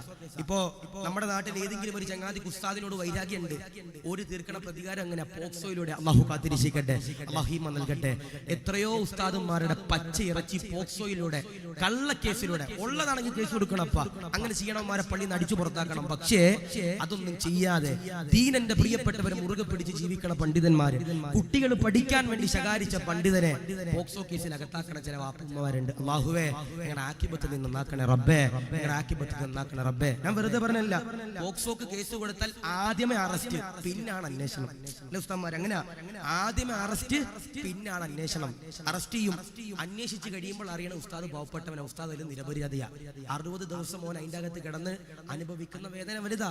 എന്നോടൊരു ചങ്ങാതി പറഞ്ഞു, ഉസ്താദേ, എന്റെ ഒരു കൂട്ടുകാരൻ തന്നെയാ, 3 മാസമായിട്ട് ഇവന്റെ ഒരു അറിവില്ല, 3 മാസമായിട്ട് ഒരു അറിവില്ല. ഒരു 4ാമത്തെ മാസമായപ്പോ ഇവൻ എനിക്കൊരു മെസ്സേജ് അയച്ചു, ഉസ്താദെ സുഖമല്ലേ? ഞാൻ സുഖമാണ്. നിന്നെ എന്താ കാണുന്നില്ലല്ലോ? ഉസ്താദെ, ഞാൻ ജയിലിലായിരുന്നു ഉസ്താദെ. എന്താ പറഞ്ഞേ? ഞാൻ ജയിലിലായിരുന്നു ഉസ്താദെ. ഞാൻ ചോദിച്ചു, അതെന്താ നീ ജയിലില്? ഒന്നുമില്ല ഉസ്താദെ, എനിക്കൊരു പെൺകുട്ടിയായിട്ട് പ്രേമുണ്ടായിരുന്നു ഉസ്താദെ. എനിക്ക് ഒരു പെൺകുട്ടിയായിട്ട് പ്രേമുണ്ടായിരുന്നു. ഞാൻ ചെന്നിട്ട് ആ പെൺകുട്ടിയുടെ വീട്ടുകാർ സമ്മതിച്ചെന്നില്ല. ഓൾക്ക് 17.5 വയസ്സേ ഉള്ളൂ ഉസ്താദെ. ഓളുടെ വീട്ടുകാർ എനിക്കെതിരെ പോക്സോ കേസ് കൊടുത്തു ഉസ്താദെ. എന്നെ അറസ്റ്റ് ചെയ്തു, എന്നെ ജയിലിൽ കൊണ്ടിട്ടു. ഞാൻ ചോദിച്ചു, നിന്നെ പോലീസുകാർ അടിച്ചോ? നിന്നെ പോലീസുകാർ ഇടിച്ചോ? ഉസ്താദെ, എന്നെ പോലീസുകാർ നോവിച്ചിട്ട് പോലും ഉസ്താദെ. ഞാൻ ചോദിച്ചു, നിന്നെ വേറെ ആരാ അടിച്ചത്? ആ ജയിലിൽ തടവറയിലുള്ള വേറെ ആളുകള് എന്നെ ഇടിച്ചു ഉസ്താദെ, എന്നെ അവിടെ ഇടിച്ചു ഉസ്താദെ, എന്നെ ഇവിടെ ഇടിച്ചു ഉസ്താദെ എന്നൊരു സാധുവായ സഹോദരൻ പറയുമ്പോ ഞാൻ ഒന്നും ചെയ്തിട്ടില്ല, ഞാൻ പ്രേമിച്ചു ഉസ്താദെ, ഞാൻ തെറ്റുകാരനെ സമ്മതിച്ചു. പക്ഷേ പോക്സോ കേസിൽ അകത്തേക്ക് പോയി കഴിഞ്ഞാൽ പോലീസുകാരെ തല്ലില്ല, പക്ഷേ ജയിലിന്റെ അകത്തുള്ള പുണ്യാളന്മാരെ നമ്മളെന്ത് ചെയ്യും? തല്ലും. അല്ലാഹു കാത്തിരിക്കട്ടെ, അല്ലാഹു ഈമാൻ നൽകി അനുഗ്രഹിക്കുമാറാവട്ടെ. പിന്നെ അതിന്റെ അകത്ത് കിടക്കുന്നവരൊക്കെ പിന്നെ ഹജ്ജ് ചെയ്തിട്ടാണല്ലോ അകത്ത് പോയിരിക്കണം. അല്ലാഹു ഈമാൻ നൽകട്ടെ, അല്ലാഹു കാത്തിരിക്കുമാറാവട്ടെ. അപ്പൊ ആരെങ്കിലും ഒരാൾ ഖുർആൻ ഓതിയാൽ അവര് മരിക്കുമ്പോ എങ്ങനെ മരിക്കും? ഈമാനോടെ മരിക്കും. അപ്പൊ ഇന്നത്തെ ദിവസം നമ്മളൊരു തീരുമാനം എടുക്കണം ഉസ്താദെ, ഒരായത്തെങ്കിലും ഓതാതെ ഞാൻ ഉറങ്ങൂല എന്ന് എന്ത് ചെയ്യണം? നമ്മൾ തീരുമാനം എടുക്കണം. ഞാൻ ചോദിക്കട്ടെ, ഈ കൈവേദന, കാലുവേദന, മുട്ടുവേദനയുള്ളവര് ഖുർആൻ ഏതായത്തോ ഓതണ്ടേ മാറാൻ? അല്ല, ഇപ്പൊ നമ്മുടെ പള്ളിയിൽ ഉണ്ടാകും കസേരയിട്ട് നിസ്കരിക്കണ ചില ചങ്ങാതിമാരുണ്ടാകും. ഉണ്ടാകൂലേ? ഉണ്ടാകും. അതിൽ തന്നെ ഒറിജിനൽ ഉണ്ടാകും, ഡ്യൂപ്ലിക്കേറ്റ് ഉണ്ടാകും. 916 ഉണ്ടാകും, 786 ഉണ്ടാകും, 513 ഉണ്ടാകും. എന്തിനും ഏതിനും ഒറിജിനലും ഡ്യൂപ്ലിക്കേറ്റ് ഉണ്ടാകും. ഈ റമദാൻ ആകുമ്പോ റമദാനിന്റെ പെറ ഇങ്ങോട്ട് കണ്ടു കഴിയുമ്പോ നമ്മുടെ ഹത്തീബ് ഉസ്താദിന് ചില ഫോൺ വരും, ഉസ്താദേ പെറ കണ്ടു ഉസ്താദേ, കാലിൽ ചെറിയൊരു കുഴിത കൊണ്ട് ഉസ്താദേ, ഞാൻ വീട്ടിൽ നിന്ന് കസേരയായിട്ട് വന്നോട്ടെ ഉസ്താദേ. കാരണം എന്തെന്നറിയോ? നമ്മുടെ പള്ളിയിൽ മുഴുവൻ കസേര ഫില്ലാണ്, ബുക്കാണ്, റിസർവ്ഡ് ആണ് ഉസ്താദേ. ഞാൻ എന്റെ വീട്ടിൽ നിന്ന് കറങ്ങുന്ന കസേരയായിട്ട് നിസ്കരിക്കാൻ വന്ന കുഴപ്പമുണ്ട് ഉസ്താദേ, ഇരുന്ന് നിസ്കരിച്ചിട്ട് ഉസ്താദ്, അതിന് വല്ല മസാല ഉണ്ട് ഉസ്താദേ എന്ന് ചോദിക്കണ ചില ചങ്ങാതിമാരുണ്ട്. അല്ലാഹു കാത്തിരിക്കട്ടെ. ഞാൻ ചോദിക്കട്ടെ, ഈ ഇരുന്ന് നിസ്കരിക്കുന്നവരുടെ മുമ്പിൽ അത് ഞാൻ പറയാ, ഇരുന്ന് നിസ്കരിക്കണം, ഒറിജിനൽ ആയിട്ട് നിസ്കരിക്കണം, കാലിൽ കമ്പ്യൂട്ടർ ഉണ്ടാകും, മടങ്ങൂര. ഒരു ചിലപ്പോൾ ഇരുന്ന് നിസ്കരിക്കുന്നുണ്ടാവും, കാലിൽ ചെറിയൊരു കൊതുക് അടിച്ചു, ആമിനത്താക്ക് കുനിയാൻ വയ്യ, ഉസ്താദിനെ വിളിച്ചിട്ട് ചോദിക്കും, ഉസ്താദേ ചെറിയൊരു കുരു വന്നു ഉസ്താദെ മുട്ടില്, ഞാൻ ഇരുന്ന് നിസ്കരിച്ചോട്ടെ ഉസ്താദ് എന്ന് ചോദിക്കണ ചില താത്താമാരുണ്ട്. ആ താത്താന്റെ മുമ്പിൽ ഒരു പവന്റെ സ്വർണ്ണമോതിരം ഊരിയിട്ട് കൊടുത്ത താത്ത കുനിഞ്ഞെടുക്കൂലേ? എടുക്കും. നിസ്കരിക്കാൻ ഇരുന്ന് നിസ്കരിക്കണ ചില ഉടായ്പ ചങ്ങാതിമാരുണ്ട്, ഒറിജിനല്ല ഉടായ്പ ചങ്ങാതിമാര്. ഓന്റെ മുമ്പില് ഒരു 2000-ന്റെ ഒരു കെട്ടിട്ട് കൊടുത്താൽ ഓൻ എടുക്കൂലേ? കുനിഞ്ഞും മടക്കി നക്കി എടുത്തോണ്ട് പോകും. പക്ഷേ നിസ്കരിക്കാൻ നമ്മളെ കൊണ്ട് കഴിയില്ല. അല്ലാഹു ഈമാൻ നൽകട്ടെ, അല്ലാഹു കാത്തിരിക്കുമാറാവട്ടെ. ഞാൻ പറയാ, മുട്ടുവേദന, കൈവേദന, ജോയിന്റുകളുടെ വേദനയുള്ളവര് ഏത് സൂറത്തോതണ്ടേ? സൂറത്തുൽ ളുഹാ. ബിസ്മില്ലാഹിർ റഹ്മാനിർ റഹീം. വൽളുഹാ വല്ലൈലി ഇദാ സജാ മാ വദ്ദഅക റബ്ബുക വമാ ഖലാ. ഈ സൂറത്ത് മുഴുവനായിട്ടും ആരെങ്കിലും ഒരാൾ കയ്യിലൊന്ന് ഓതി ഇഷ്ഫി എന്ന് പറഞ്ഞ് ഇങ്ങനെ മന്ത്രിച്ചിട്ട് മുട്ടിലും കയ്യിലും കാലിലും ഒക്കെ ഊതിക്കഴിഞ്ഞാൽ എന്തുണ്ടാകും? രോഗത്തിന് ശമനം ഉണ്ടാകും, അല്ലേ? അപ്പൊ ഇൻഷാ അല്ലാഹ് ഇപ്പൊ നമ്മുടെ താത്തമാരൊക്കെ സ്വന്തമായിട്ട് ഊതുന്നവരാ. കാരണം എന്താ? രാവിലെ തുടങ്ങും ആ മജ്ലിസ്, ഈ മജ്ലിസ്, മറ്റേ മജ്ലിസ്. സ്വന്തം ഭർത്താവ് ജോലി കഴിഞ്ഞ് വന്ന് ഒരു ഗ്ലാസ് വെള്ളം ചോദിച്ചാൽ എടുത്തു കൊടുക്കാൻ നമ്മുടെ ഭാര്യമാർക്ക് സമയമില്ല. കാരണം എന്തേ? ഇന്നത്തെ ഭാര്യമാര് സീരിയലിന് അടിമയല്ല, ഓരോ ദിക്റും ആ മജ്ലിസിന് അടിമയാ. എന്തും അമിതമായാൽ അത് ആപത്ത് തന്നെ. അല്ലാഹു കാത്തിരിക്കട്ടെ. അല്ലാഹു ഈമാൻ നൽകി അനുഗ്രഹിക്കുമാറാവട്ടെ. ബിസിനസ്സിൽ ബർക്കത്ത് വേണം. ഏത് സൂറത്ത് ഓതണ്ടേ? ബിസിനസ്സിൽ ബർക്കത്ത് കിട്ടാൻ ഏത് സൂറത്ത് ഓതണ്ടേ? ബിസ്മില്ലാഹിർ റഹ്മാനിർ റഹീം. വശംസി വളുഹാഹാ വൽഖമരി ഇദാ തലാഹാ വന്നഹാരി ഇദാ ജല്ലാഹാ വല്ലൈലി ഇദാ യഅശാഹാ. ഈ സൂറത്ത് മുഴുവനായിട്ടും ഒരാൾ ഓതിയിട്ട് ഇൻഷാ അല്ലാഹ് കച്ചവടത്തിലേക്ക് ഇറങ്ങിയാൽ എന്തുണ്ടാകും? അവന്റെ ജോലിയിൽ ബിസിനസ്സിൽ അല്ലാഹു ബർക്കത്ത് നൽകും. അതാ പറയണേ, ഖുർആനിനെ അങ്ങോട്ട് എത്രത്തോളം സ്നേഹിക്കുന്നുണ്ടോ ഖുർആൻ നമ്മൾ തിരിച്ച് അത്രത്തോളം സ്നേഹിക്കുമെന്ന അല്ലാഹുവേ. അപ്പൊ ഒന്ന്, ആ ഖുർആൻ ഓതുന്നവരാരാ മരിക്കുമ്പോ ഈമാനോടെ മരിക്കും. അപ്പൊ ഓതൂലേ? ഒരു ദിവസം ഒരു ആയത്തെങ്കിലും ഓതൂലേ ഇൻഷാ അല്ലാഹ്? രണ്ട് ആദരവാകുന്ന പ്രവാചകനാകുന്ന നബി തങ്ങളതാ പറയുകയാ, സഹാബാ മരിക്കുമ്പോ ഈമാനോടെ മരിക്കണോ, ഇഖ്ലാസോടെ മരിക്കണോ, ഇസ്സത്തോടെ മരിക്കണോ? ആദരവാകുന്ന പ്രവാചകനതാ പറയുകയാ, പള്ളിയിൽ നിന്ന് മുഅദ്ദിൻ ഉസ്താദ് ബാങ്ക് കൊടുക്കുകയാ, ഹയ്യ അലസ് സ്വലാഹ് ഹയ്യ അലൽ ഫലാഹ് എന്ന് പറഞ്ഞുകൊണ്ട് മുഅദ്ദിൻ ഉസ്താദ് ബാങ്ക് കൊടുക്കുമ്പോ അൽഹംദുലില്ലാഹ് പള്ളിയിലേക്ക് കടന്നു വരുന്നവരാരാ? ഇഖ്ലാസോടെ നമസ്കരിക്കുന്നവരാരാ? പടച്ചവനെ പേടിച്ചുകൊണ്ട് നമസ്കരിക്കുന്നവരാരാ? അല്ലാഹുവിന്റെ പ്രീതി ലഭിക്കാൻ നമസ്കരിക്കുന്നവരാരാ? അൽഹംദുലില്ലാഹ്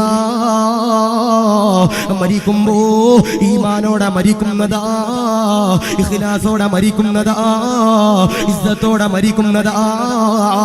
അതുകൊണ്ട് നമസ്കരിച്ചാൽ പോരാ, പള്ളിയിലേക്ക് പോയാൽ പോരാ, പള്ളിയിലേക്ക് കടന്നു ചെന്നിട്ട് പടച്ചവനെ പേടിച്ചുകൊണ്ട് അല്ലാഹുവിനെ ഭയന്നുകൊണ്ട് അല്ലാഹുവിനെ പ്രീതികരമാക്കാൻ ആരെങ്കിലും ഒരാൾ ഇബാദത്ത് ചെയ്താൽ മരിക്കുമ്പോ ഈമാനോടെ മരിക്കുന്നതാ, ഇസ്സത്തോടെ മരിക്കുന്നതാ.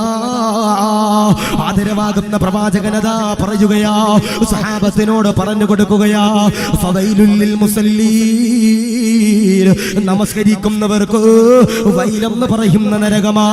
നമസ്കരിക്കുന്നവർക്ക് തീജ്വാലയുള്ള വൈലെന്ന് പറയുന്ന നരകമോ, നമസ്കരിക്കുന്നവർക്ക് അദാബുള്ള തീജ്വാലയുള്ള നരകമാ. സഹാബത്തുണ്ടല്ലോ കരഞ്ഞുകൊണ്ട് ചോദിക്കുകയാ, എന്തിനാണ് നബിയേ, എന്തിനാണ് റസൂലേ നമസ്കരിക്കുന്നവർക്ക് വൈലെന്ന് പറയുന്ന നരകമെന്തിനാ? ഇബാദത്ത് ചെയ്യുന്നവർക്ക് വൈലെന്ന് പറയുന്ന നരകമെന്തിനാ?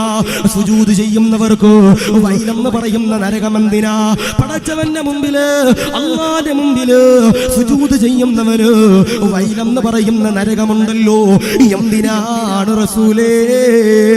ആദരവാകുന്ന പ്രവാചകനതാ പറയുകയാ, ജീവിതത്തില് ഇന്ന് വരെ ഒരു കള്ളം പോലും പറയാതോ അല്ലാഹുവിന്റെ റസൂലിന്റെ പ്രിയമുള്ളവരെ പറയുകയോ, ആരെങ്കിലും ഒരാൾ പടച്ചവനെ പേടിയില്ലാതെ നമസ്കരിച്ചാൽ, കാമുകി കാണാൻ നമസ്കരിച്ചാൽ, കാമുകൻ കാണാൻ നമസ്കരിച്ചാൽ, ഭർത്താവ് കാണാൻ നമസ്കരിച്ചാൽ, ഖതീബ് കാണാൻ നമസ്കരിച്ചാൽ, മക്കള് കാണാൻ നമസ്കരിച്ചാൽ, അമ്മോശൻ കാണാൻ നമസ്കരിച്ചാൽ, ഭാര്യയുടെ മാതാവ് കാണാൻ നമസ്കരിച്ചാൽ, പള്ളിയുടെ പരിപാലകര് കാണാൻ നമസ്കരിച്ചാൽ, വൈലെന്ന് പറയുന്ന നരകമുണ്ടെന്ന് പറയുമ്പോ നിറഞ്ഞിരിക്കുന്നവരെ അല്ലാഹുവിന്റെ പള്ളിയിലേക്ക് കടന്നു ചെന്നിട്ട് ആരെങ്കിലും ഒരാൾ അൽഹംദുലില്ലാഹ് ഇഖ്ലാസോടെ അദബോടെ തഖ്വയോടെ പടച്ചവനെ പേടിച്ചുകൊണ്ട് അല്ലാഹുവിനെ ഭയന്നുകൊണ്ട് അല്ലാഹുവിന്റെ പ്രീതിയുണ്ടല്ലോ കരഗതമാക്കാൻ ആരെങ്കിലും ഒരാൾ നമസ്കരിച്ചു കഴിഞ്ഞാൽ അവരാണ് മോനെ മരിക്കുമ്പോ ഈമാനോടെ മരിക്കുന്ന രണ്ടാമത്തെ വിഭാഗമെന്ന് പറയുമ്പോ അല്ലാഹുവേ അതിനുള്ള സൗഭാഗ്യങ്ങള് തരണേ അല്ലാ, കബൂലാക്കണേ അല്ലാ, സ്വീകരിക്കണേ അല്ലാ. ആരെങ്കിലും ഒരാൾ പടച്ചവന്റെ പള്ളിയിലേക്ക് കടന്നു ചെന്നിട്ട് ഇഖ്ലാസോടെ അതപോടെ പടച്ചവനെ പേടിച്ചുകൊണ്ട് നമസ്കരിക്കുന്നവരാരാ അവര് മരിക്കുമ്പോ ഈമാനോടെ മരിക്കുമെന്ന് അല്ലേ? നമ്മുടെ പള്ളിയിലുണ്ട് ചില ചങ്ങാതിമാര് ഖത്തീബ് കാണട്ടെ, ഈ ചങ്ങാതി കുറെ അല്ല ജുമാക്ക് മുമ്പ് കിടന്ന് പ്രസംഗിക്കണ്, അല്ല ജുമാക്ക് ശേഷം പ്രസംഗിക്കണ്, പള്ളിയിൽ കയറും ഇങ്ങനെ ആട്ടി ഞങ്ങൾ വിളിക്കണുണ്ടല്ലോ. ഇനിയും നന്നായില്ലെങ്കിൽ ചിലപ്പോൾ ഉസ്താദിന്റെ ജോലി പോകാൻ സാധ്യതയുണ്ട്, ഞങ്ങൾ നന്നായില്ലെന്റെ പേരില്. അതുകൊണ്ട് ഇൻഷാ അല്ലാഹ് ഇന്നത്തെ ദിവസം മുതൽ ഞങ്ങൾ നിസ്കരിക്കാം, ഖത്തീബ് കാണട്ടെ എന്നുള്ള നെയ്യത്താണെങ്കിൽ എഴുതി വെച്ചോ. നിന്റെ നിസ്കാരം അള്ളാഹ്ക്ക് വേണ്ട, നിന്റെ നിസ്കാരം അള്ളാഹ്ക്ക് വേണ്ട. ചില ചങ്ങാതിമാരുണ്ട് പള്ളിയിൽ വന്നിട്ട് ക്ലോക്ക് നോക്കി നിസ്കരിക്കാൻ ചില ചങ്ങാതിമാരുണ്ട്. അള്ളാഹു കാത്തിരിക്കട്ടെ, അള്ളാഹു ഈമാൻ നൽകട്ടെ. എങ്ങനെ നമ്മുടെ പള്ളിയിലെ ഖത്തീബ് ഉസ്താദ് അള്ളാഹുവെ കൈകെട്ടും, ഉസ്താദ് ഫാത്തിഹ ഓതുമ്പോ ഈ ചങ്ങാതി ഇങ്ങനെ ക്ലോക്ക് നോക്കുക, വാച്ച് നോക്കുക, നിർത്തിയാ മതിയായിരുന്നു, ഉസ്താദ് എന്താ ആമീൻ പറയാത്തെ, ഉസ്താദ് എന്താ തീർക്കാത്തെ എന്ന് പറഞ്ഞ് ഇങ്ങനെ ക്ലോക്ക് നോക്കി നിസ്കരിക്കണ ചില ചങ്ങാതിമാരുണ്ട്. അള്ളാഹു കാത്തിരിക്കട്ടെ, അള്ളാഹു ഈമാൻ നൽകട്ടെ. ഞാൻ പറയാ പാടില്ല, അതപോലെ തഖ്വയോടെ ഈമാനോടെ പടച്ചവന്റെ പ്രീതി കരഗതമാക്കാൻ നമസ്കരിക്കുന്നവരാരാ അവര് മരിക്കുമ്പോ ഈമാനോടെ മരിക്കുന്ന. ഞാൻ ചോദിക്കട്ടെ, നമ്മൾ എത്ര പേരുണ്ട് പള്ളിയിൽ പോയാൽ വെള്ള വസ്ത്രം ധരിക്കണത്? പള്ളിയിൽ പോയാല് വെള്ള വസ്ത്രം ധരിക്കണം എത്ര പേരുണ്ട്? ആരുമില്ല. കൂടിപ്പോയാൽ കുറച്ച് ഹാജിയാക്കന്മാരുണ്ടാകും, കുറച്ച് പ്രായമുള്ളവരുണ്ടാകും. അല്ലാഹു ഈമാൻ നൽകട്ടെ. ഈ വേൾഡ് കപ്പ് നടന്ന സമയത്ത്, വേൾഡ് കപ്പിന്റെ അന്നത്തെ ദിവസം ഞാൻ എന്ത് ചെയ്തു, ഈ കൊയിലാണ്ടി ഭാഗത്ത് ഒരു സ്ഥലത്ത് വാതിന് പോയി. കൊയിലാണ്ടി ഭാഗത്ത് ഒരു സ്ഥലത്ത് വാതിന് പോയി. വാതിന് പോകുമ്പോ തിരൂര് ഭാഗത്ത് ഒരു പള്ളിയിൽ ഞാൻ നിസ്കരിക്കാൻ കയറിയ സമയത്ത് റബ്ബേ ഒരു 3 ചെറുപ്പക്കാര് 3 ടീഷർട്ട് ഇട്ടിട്ട് നിസ്കരിക്കാൻ നിൽക്കാരപ്പ. ശൈഖുന എംബാപ്പെ, ശൈഖുന മെസ്സി, ശൈഖുന റൊണാൾഡോ, ഈ 3 പേരുടെയും ടീഷർട്ട് ഇട്ടിട്ട്, ഫോട്ടോ ഉള്ള ടീഷർട്ട് ഇട്ടിട്ട് ചങ്ങാതിമാര് പടച്ചോന്റെ മുമ്പിൽ സുജൂദ് ചെയ്യാൻ വന്നിരിക്കും. അല്ലാഹു കാത്തിരിക്കട്ടെ, അല്ലാഹു ഈമാൻ നൽകട്ടെ. ഞാൻ ചോദിക്കട്ടെ, നിങ്ങൾ നിങ്ങളുടെ വീട്ടിൽ ചെന്നിട്ട് നിങ്ങളുടെ ഭാര്യമാരുടെ, നിങ്ങളുടെ ഉമ്മമാരുടെ, പെൺമക്കളുടെ, നിങ്ങളുടെ സഹോദരിമാരുടെ നിസ്കാര കുപ്പായത്തിന്റെ ഈ ഭാഗം നിങ്ങളൊന്ന് നോക്കണം. ഈ കഫ് എന്നല്ല ഇവിടെ പറയണേ, കഫ് നോക്കണം. ചില ഉമ്മമാരുടേത് കരിമ്പനടിച്ചിട്ടുണ്ടാകും, വെള്ളം വീണിട്ട്. ചില ഉമ്മമാരത് കരിമ്പനടിച്ചിട്ട് തുരുമ്പ് വന്നിട്ട് ഓട്ട വീണിട്ടുണ്ടാകും, ഇൻഷുറൻസ് പോലും ഇല്ല. മാറ്റുമോ താത്ത? മാറ്റൂല. ആമിനാത്തടുത്ത് വന്ന് സലീമിച്ച വന്ന് ചോദിക്കും, ആമിന ഒരു വർഷമായി നിസ്കാര കുപ്പായം കഴുകിയിട്ട്, റമദാനല്ലേ വരുന്നേ, നീ കഴുകണ്ട, പുതിയൊരു നിസ്കാര കുപ്പായം നമുക്ക് വാങ്ങാം. ആ സമയത്ത് ഭാര്യ പറയുന്നൊരു വാക്കുണ്ട്, വല്ലപ്പോഴും നിസ്കരിക്കണം, എനിക്കെന്തിനാ നിസ്കാര കുപ്പായം. അല്ലാഹു കാത്തിരിക്കട്ടെ, അല്ലാഹു ഈമാൻ നൽകട്ടെ. പാടില്ല. ഏത് സഹോദരിയാ നിസ്കാരം കഴിഞ്ഞിട്ട് നിസ്കാര കുപ്പായം കൊളുത്തിൽ തൂക്കിയിടുന്ന, ഹാങ്കറിൽ തൂക്കിയിടുന്ന, കയറുമ്മേ തൂക്കിയിടുന്ന എത്ര ഭാര്യമാരാ ഉള്ളേ? ഇല്ല അല്ലേ? അല്ലാഹുവേ, ചില ഉമ്മമാരുണ്ട് നിസ്കാരം കഴിയ ഈ കുപ്പായ ഊരുക, പൊറോട്ട ചുറ്റണത് പോലെ ചുറ്റലുണ്ട്, പൊറോട്ട ചുറ്റണത് പോലെ ചുറ്റലുണ്ട്. ചുറ്റിയിട്ട് ഒരു പായിന്റെ അകത്ത് വെച്ചിട്ട് മറ്റേ ചിക്കൻ റോള് പൊതിയണത് പോലെ ഇങ്ങനെ ചുറ്റും, ഇങ്ങനെ ചുറ്റും. ചുറ്റിയിട്ട് നമ്മുടെ ഈ സമൂസയൊക്കെ മേടിച്ച് കഴിഞ്ഞാൽ സമൂസയുടെ ഏറ്റവും അടിയിൽ ചെറിയൊരു മടക്കുണ്ടാകും എന്ന് പറഞ്ഞതുപോലെ ഈ പാന്റെ നടുക്കൊരു വെട്ടത്തിന് ഇങ്ങനെ വെട്ടിയിട്ട് 2 ആക്കി മടക്കിയിട്ട് അലമാരക്കടിയിൽ കയറ്റി വെച്ചിട്ട് പറയും, ഇൻഷാ അല്ലാഹ് ഇനി അടുത്ത വെള്ളിയാഴ്ച കാണാം, മഴസലാം, ഇനി നിസ്കാരമില്ല, അടുത്ത വെള്ളിയാഴ്ച. അല്ലാഹു കാത്തിരിക്കട്ടെ, അല്ലാഹു ഈമാൻ നൽകട്ടെ. പാടില്ല. നിസ്കരിക്കുമ്പോ വൃത്തിയുള്ള വസ്ത്രം ധരിക്കണം, അല്ലേ? ഇപ്പൊ ഖത്തറിൽ വേൾഡ് കപ്പ് ആരംഭിച്ചത്, ഉദ്ഘാടിച്ചത് പരിശുദ്ധമാക്കപ്പെട്ട ഖുർആനിലെ ഒരു സൂറത്തുണ്ട്, അല്ലെ? അല്ലെ, പ്രായമുള്ളവർക്കെല്ലാം അറിയില്ല, അപ്പൊ മുത്തലിമിങ്ങൾക്ക് ഉസ്താദുമാർക്കൊക്കെ അത് അറിയാൻ പറ്റും. ഖുർആനിലെ ഒരു ആയത്ത് കൊണ്ടാണ് ഖത്തറിൽ വേൾഡ് കപ്പ് ആരംഭിച്ചത്, അല്ലെ? ഇപ്പോ ഞാനൊക്കെ അന്ന് ജോലി ചെയ്യണ സമയത്ത് അവിടുത്തെ പള്ളിയിലെ കുറെ ചെറുപ്പക്കാർ എനിക്ക് അയച്ചു തന്നു, ഉസ്താദേ കണ്ടില്ല ഉസ്താദേ, നിങ്ങൾ അർജന്റീനക്കെതിരെ പ്രസംഗിച്ചിട്ട് ഖത്തറിൽ വേൾഡ് കപ്പ് ആരംഭിച്ചത് ഖുർആൻ കൊണ്ട ഉസ്താദെ, സ്റ്റാറ്റസ് ആക്കിക്കോ ചങ്ങാതി. എന്നോട് പറഞ്ഞ സ്റ്റാറ്റസ് ആക്കിക്കോ ഉസ്താദെ എന്ന് പറഞ്ഞ ചെറുപ്പക്കാരുണ്ട്. ഞാൻ പറയാ, എടാ അതിന്റെ അർത്ഥം എന്താ? ഖത്തറിൽ വേൾഡ് കപ്പ് ഉദ്ഘാടിച്ച ഖുർആനിന്റെ ആയത്തുകളുടെ അർത്ഥം എന്താ? കേട്ടോ റഹ്മാൻ അല്ലമൽ ഖുർആൻ ഖലഖൽ ഇൻസാൻ അല്ലമഹുൽ ബയാൻ എന്നിങ്ങനെ അല്ലാഹുവിന്റെ ഖുർആനിലൂടെ അല്ലാഹയതാ പറയുകയാ. എന്നിട്ടതാ നിരവധി തവണയുണ്ടല്ലോ അല്ലാഹുവിന്റെ ഖുർആനിലൂടെ അല്ലാഹയതാ പറയുകയാ ഫബിഅയ്യി ആലാഇ റബ്ബികുമാ തുകദ്ദിബാൻ. അല്ലാഹ് നിനക്ക് കൈ തന്നില്ലേ, അല്ലാഹ് നിനക്ക് കാല് തന്നില്ലേ, അല്ലാഹ് നിനക്ക് ആരോഗ്യം തന്നില്ലേ, അല്ലാഹ് നിനക്ക് ആഫിയത്ത് തന്നില്ലേ, അല്ലാഹ് നിനക്ക് ദീർഘായുസ് തന്നില്ലേ, അല്ലാഹനെ മറന്നതെന്തേ, അല്ലാഹനെ മറന്നതെന്തേ, അല്ലാഹനെ ഓർക്കാത്തതെന്തേ? അല്ലാഹ് നിനക്ക് കൈയും കാലും തന്നു, എന്നിട്ട് നീ എന്റെ അല്ലാഹനെ മറക്കുന്നത്? എടാ, അല്ലാഹന്റെ മുമ്പിൽ സുജൂദ് ചെയ്യാൻ നിനക്കെന്തെ മടിയെന്ന് അല്ലാഹുവിന്റെ ഖുർആൻ. ഇത് നമ്മൾ സ്റ്റാറ്റസ് ആക്കിയിട്ട് ഇശാ നിസ്കരിക്കാതെ ടർഫിൽ കളി കാണാൻ പോയവര്. അല്ലാഹുവേ നീ കാത്തിരക്ഷിക്കണേ അല്ലാഹ്. ഇത് പള്ളിയിൽ ഉസ്താദിനിട്ടുണ്ടാക്കുക, ഉസ്താദേ സ്റ്റാറ്റസ് ആക്കി, ഉസ്താദേ ഉസ്താദേ മഹല്ലിലെ പ്രസിഡന്റിന് സെക്രട്ടറിക്കൊക്കെ നിങ്ങൾ തന്നെ അയച്ചു കൊടുക്കും ഉസ്താദേ എന്ന് പറയണ ചില ചെറുപ്പക്കാര്. എടാ, അതിന്റെ അർത്ഥം എന്താ? ഖത്തറിൽ വേൾഡ് കപ്പില് ആ കാലില്ലാത്ത പയ്യൻ പറയാ, എടാ നിനക്ക് അല്ലാഹ് കയ്യും കാലും തന്നു, അത് നിസ്കരിക്കാതെ എന്താണ് നീ ടർഫിൽ പോണതെന്ന്. അല്ലാഹുവിന്റെ ഖുർആൻ അതാ പറയണത്. നിസ്കാരം എന്ന് പറയണത് അതൊരു ലഹരിയ. നിസ്കാരം എന്ന് പറയണത് അതൊരു ലഹരിയ. അല്ലാഹുവേ, ആ നിസ്കാരം 5 വഖത്ത് കൃത്യമായി നിസ്കരിക്കാൻ ഞങ്ങൾക്ക് നീ സൗഭാഗ്യം നൽകി അനുഗ്രഹിക്കണേ അല്ലാഹ്. ഞാൻ ചോദിക്കട്ടെ, ഇവിടെ ഓപ്പറേഷൻ കഴിഞ്ഞവരുണ്ടെങ്കിൽ ഒന്ന് കൈ പൊക്കിയപ്പ. ആരെങ്കിലും ഉണ്ടോ? ആരുമില്ല. ഓപ്പറേഷൻ ഒന്നുമില്ല. ഒന്ന് ആ ഒറ്റരാളുള്ള ഓപ്പറേഷൻ കഴിഞ്ഞവര് ഭയങ്കര നാടാണല്ലോ. അപ്പൊ ഹോസ്പിറ്റലുകാർക്ക് ലാഭമൊന്നും ഉണ്ടാവില്ല. അല്ലാഹുവേ ആഫിയത്തും ദീർഘായുസ്സും കൊടുക്കണേ അല്ലാഹ്. സഹോദരിമാർ ഒരുപാട് പേരുണ്ട് ഓപ്പറേഷൻ കഴിഞ്ഞ്, സിസേറിയൻ കഴിഞ്ഞവരൊക്കെ ഉണ്ടാവും അല്ലേ? എന്നോട് ഞാൻ കഴിഞ്ഞ ദിവസം എൻ്റെ ഒരു കൂട്ടുകാരൻ്റെ വീട്ടിൽ പോയി. അവന്റെ ഭാര്യ ഗർഭിണിയാ. അപ്പൊ ഓളപ്പുറത്ത് കർട്ടന്റെ അപ്പുറത്തുണ്ട്. അപ്പൊ ഓനിപ്പുറത്ത് ഇരിപ്പുണ്ട്, ഓൻ ഇസ്മായിൽ ഇപ്പുറത്ത് ഇരിപ്പുണ്ട്. ഞാൻ അവിടെ ചെന്നപ്പോൾ ഉസ്താദേ എന്റെ ഭാര്യക്ക് സുഖപ്രസവം ലഭിക്കാൻ വേണ്ടി ദുആ ചെയ്യണം. എന്താ പറഞ്ഞേ? സുഖപ്രസവം ലഭിക്കാൻ വേണ്ടി ദുആ ചെയ്യണം. പെട്ടെന്ന് തന്നെ അപ്പുറത്തിരിക്കണ ജസീ എന്ന് പറഞ്ഞ സഹോദരി പറയാം, എന്നെ പൊന്നാരെ ഉസ്താദേ, സുഖപ്രസവം എന്ന് പേരേ ഉള്ളൂ ഉസ്താദ്, അനുഭവിക്കുമ്പോൾ അറിയാം അതിന്റെ വേദന അല്ലേ? ഈ സുഖപ്രസവം എന്ന് പറയും. പക്ഷെ ആ കുട്ടി ഇങ്ങനെ വരുമ്പോ നമ്മളെ വാരിയെല്ലും ശരീരത്തിന്റെ അവയവങ്ങളും മുഴുവനും പൊളിച്ചടുക്കിയിട്ടാ നമ്മുടെ പ്രിയപ്പെട്ട കുട്ടി പുറത്തേക്ക് ഇറങ്ങി വരണേ. അല്ലാഹുവേ, ഞങ്ങളുടെ ഭാര്യമാർക്ക് ആഫിയത്തും ദീർഘായുസ്സും കൊടുക്കണേ അല്ലാ. അവർക്ക് നീ ഹൈറിന്റെ കവാടങ്ങൾ തുറന്നു കൊടുക്കണേ അല്ലാ.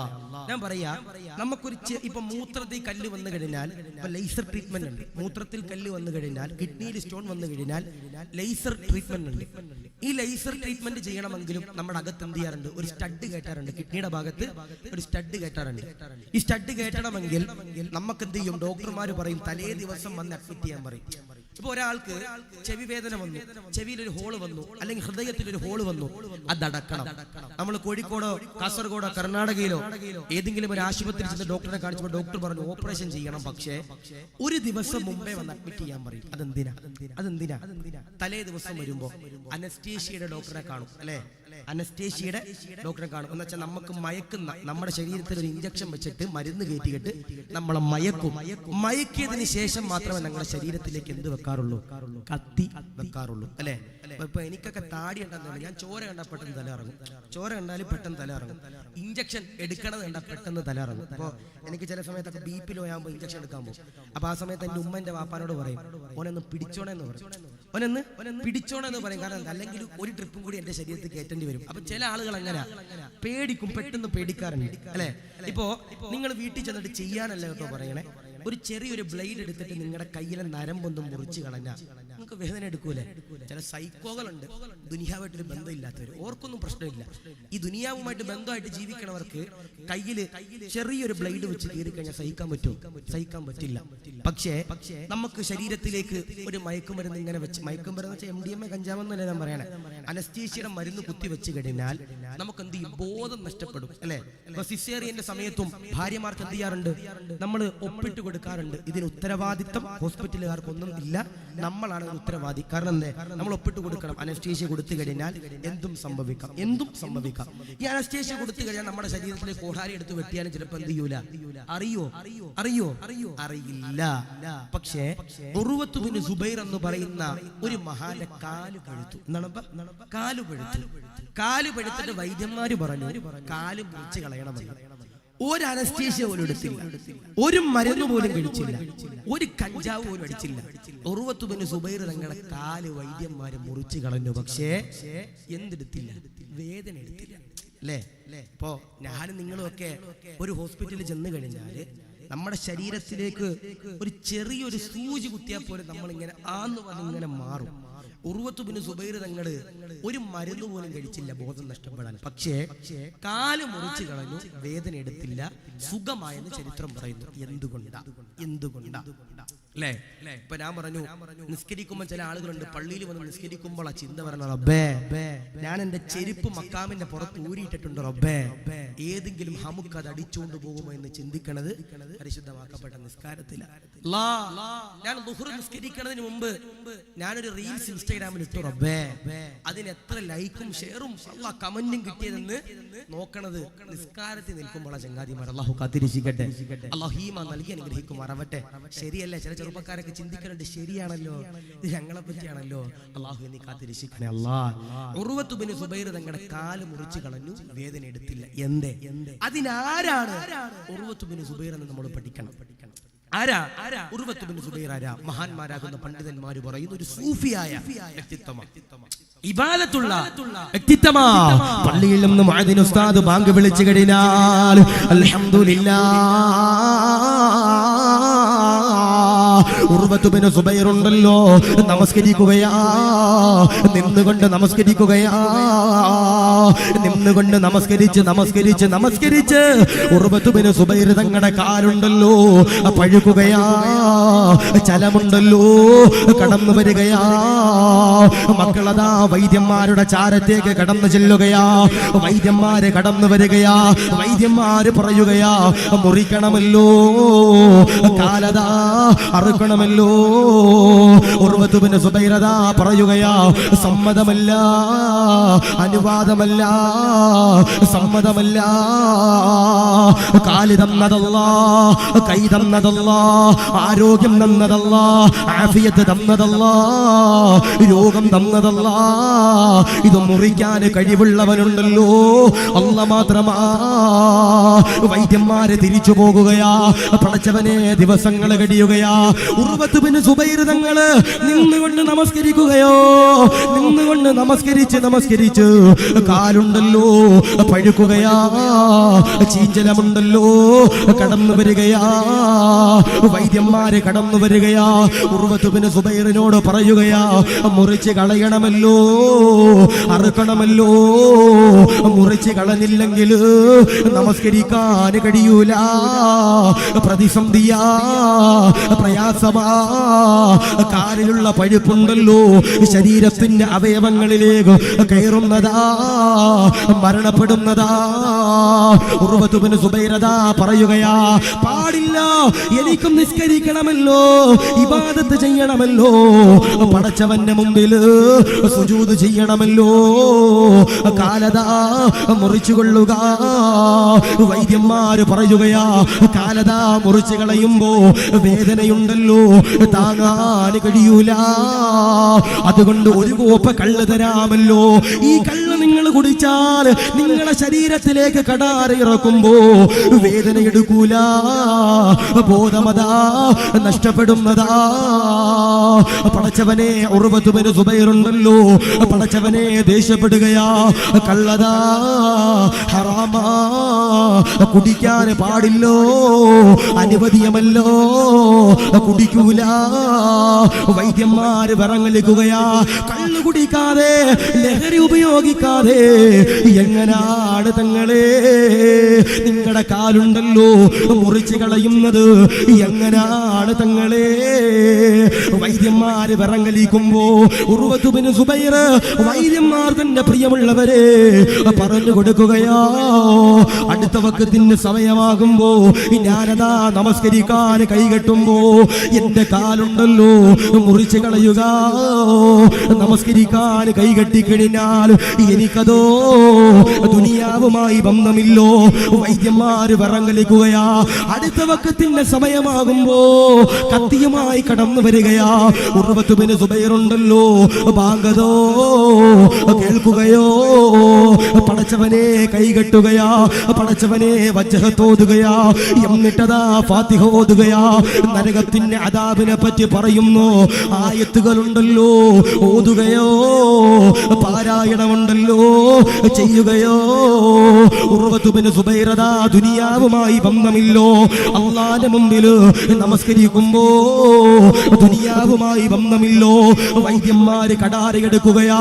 ഉർവത്ത് ബിൻ സുബൈർ തങ്ങളുടെ പഴുപഴുത്ത കാലുണ്ടല്ലോ, വൈദ്യന്മാര് സുബ്ഹാനല്ലാഹ് മുറിക്കുകയോ അറുക്കുകയോ. വേദനയില്ലോ, ചോരയുണ്ടല്ലോ, ചലവുണ്ടല്ലോ, പഴുപ്പുണ്ടല്ലോ, നീരുണ്ടല്ലോ, ഒലിക്കുകയാ, കടന്നു വരികയാ. എന്തുകൊണ്ടാ വേദനയെടുത്തില്ല? ഒരു മരുന്ന് പോലും ഉപയോഗിച്ചില്ലോ. പക്ഷേ ഉർവത്ത് ബിൻ സുബൈറിന് വേദനയെടുത്തില്ലോ. എന്തുകൊണ്ടോ? മഹാന്മാര് അങ്ങനാ, മഹാന്മാര് അങ്ങനാ, ഔലിയാക്കൾ അങ്ങനാ, ആലിമീങ്ങൾ അങ്ങനോ. അതുകൊണ്ട് പ്രിയമുള്ളവരോട് പറയുകയാ, നമസ്കരിക്കുമ്പോ ഈമാനോടെ അടവോടെ തഖ്വയോടെ നിസ്കരിക്കുന്നവരെ അൽഹംദുലില്ലാഹ് മരിക്കുമ്പോ ഈമാനോടെ ഇഖ്ലാസോടെ അദബോടെ തഖ്വയോടെ ലാ ഇലാഹ ഇല്ലല്ലാഹ് എന്ന് പറഞ്ഞുകൊണ്ട് മരിക്കാൻ കഴിയുന്നതോ നാദാ സൗഭാഗ്യം തരണേ അല്ലാഹ്, കബൂലാക്കണേ അല്ലാഹ്. ഉർവത്ത് ബിൻ സുബൈർ തങ്ങള് നിസ്കരിക്കാൻ കൈകെട്ടിയ സമയത്ത് ദുനിയാവുമായി ബന്ധമില്ല. കാല് മുറിച്ചു, വേദന എടുത്തില്ല. കാരണം എന്തേ?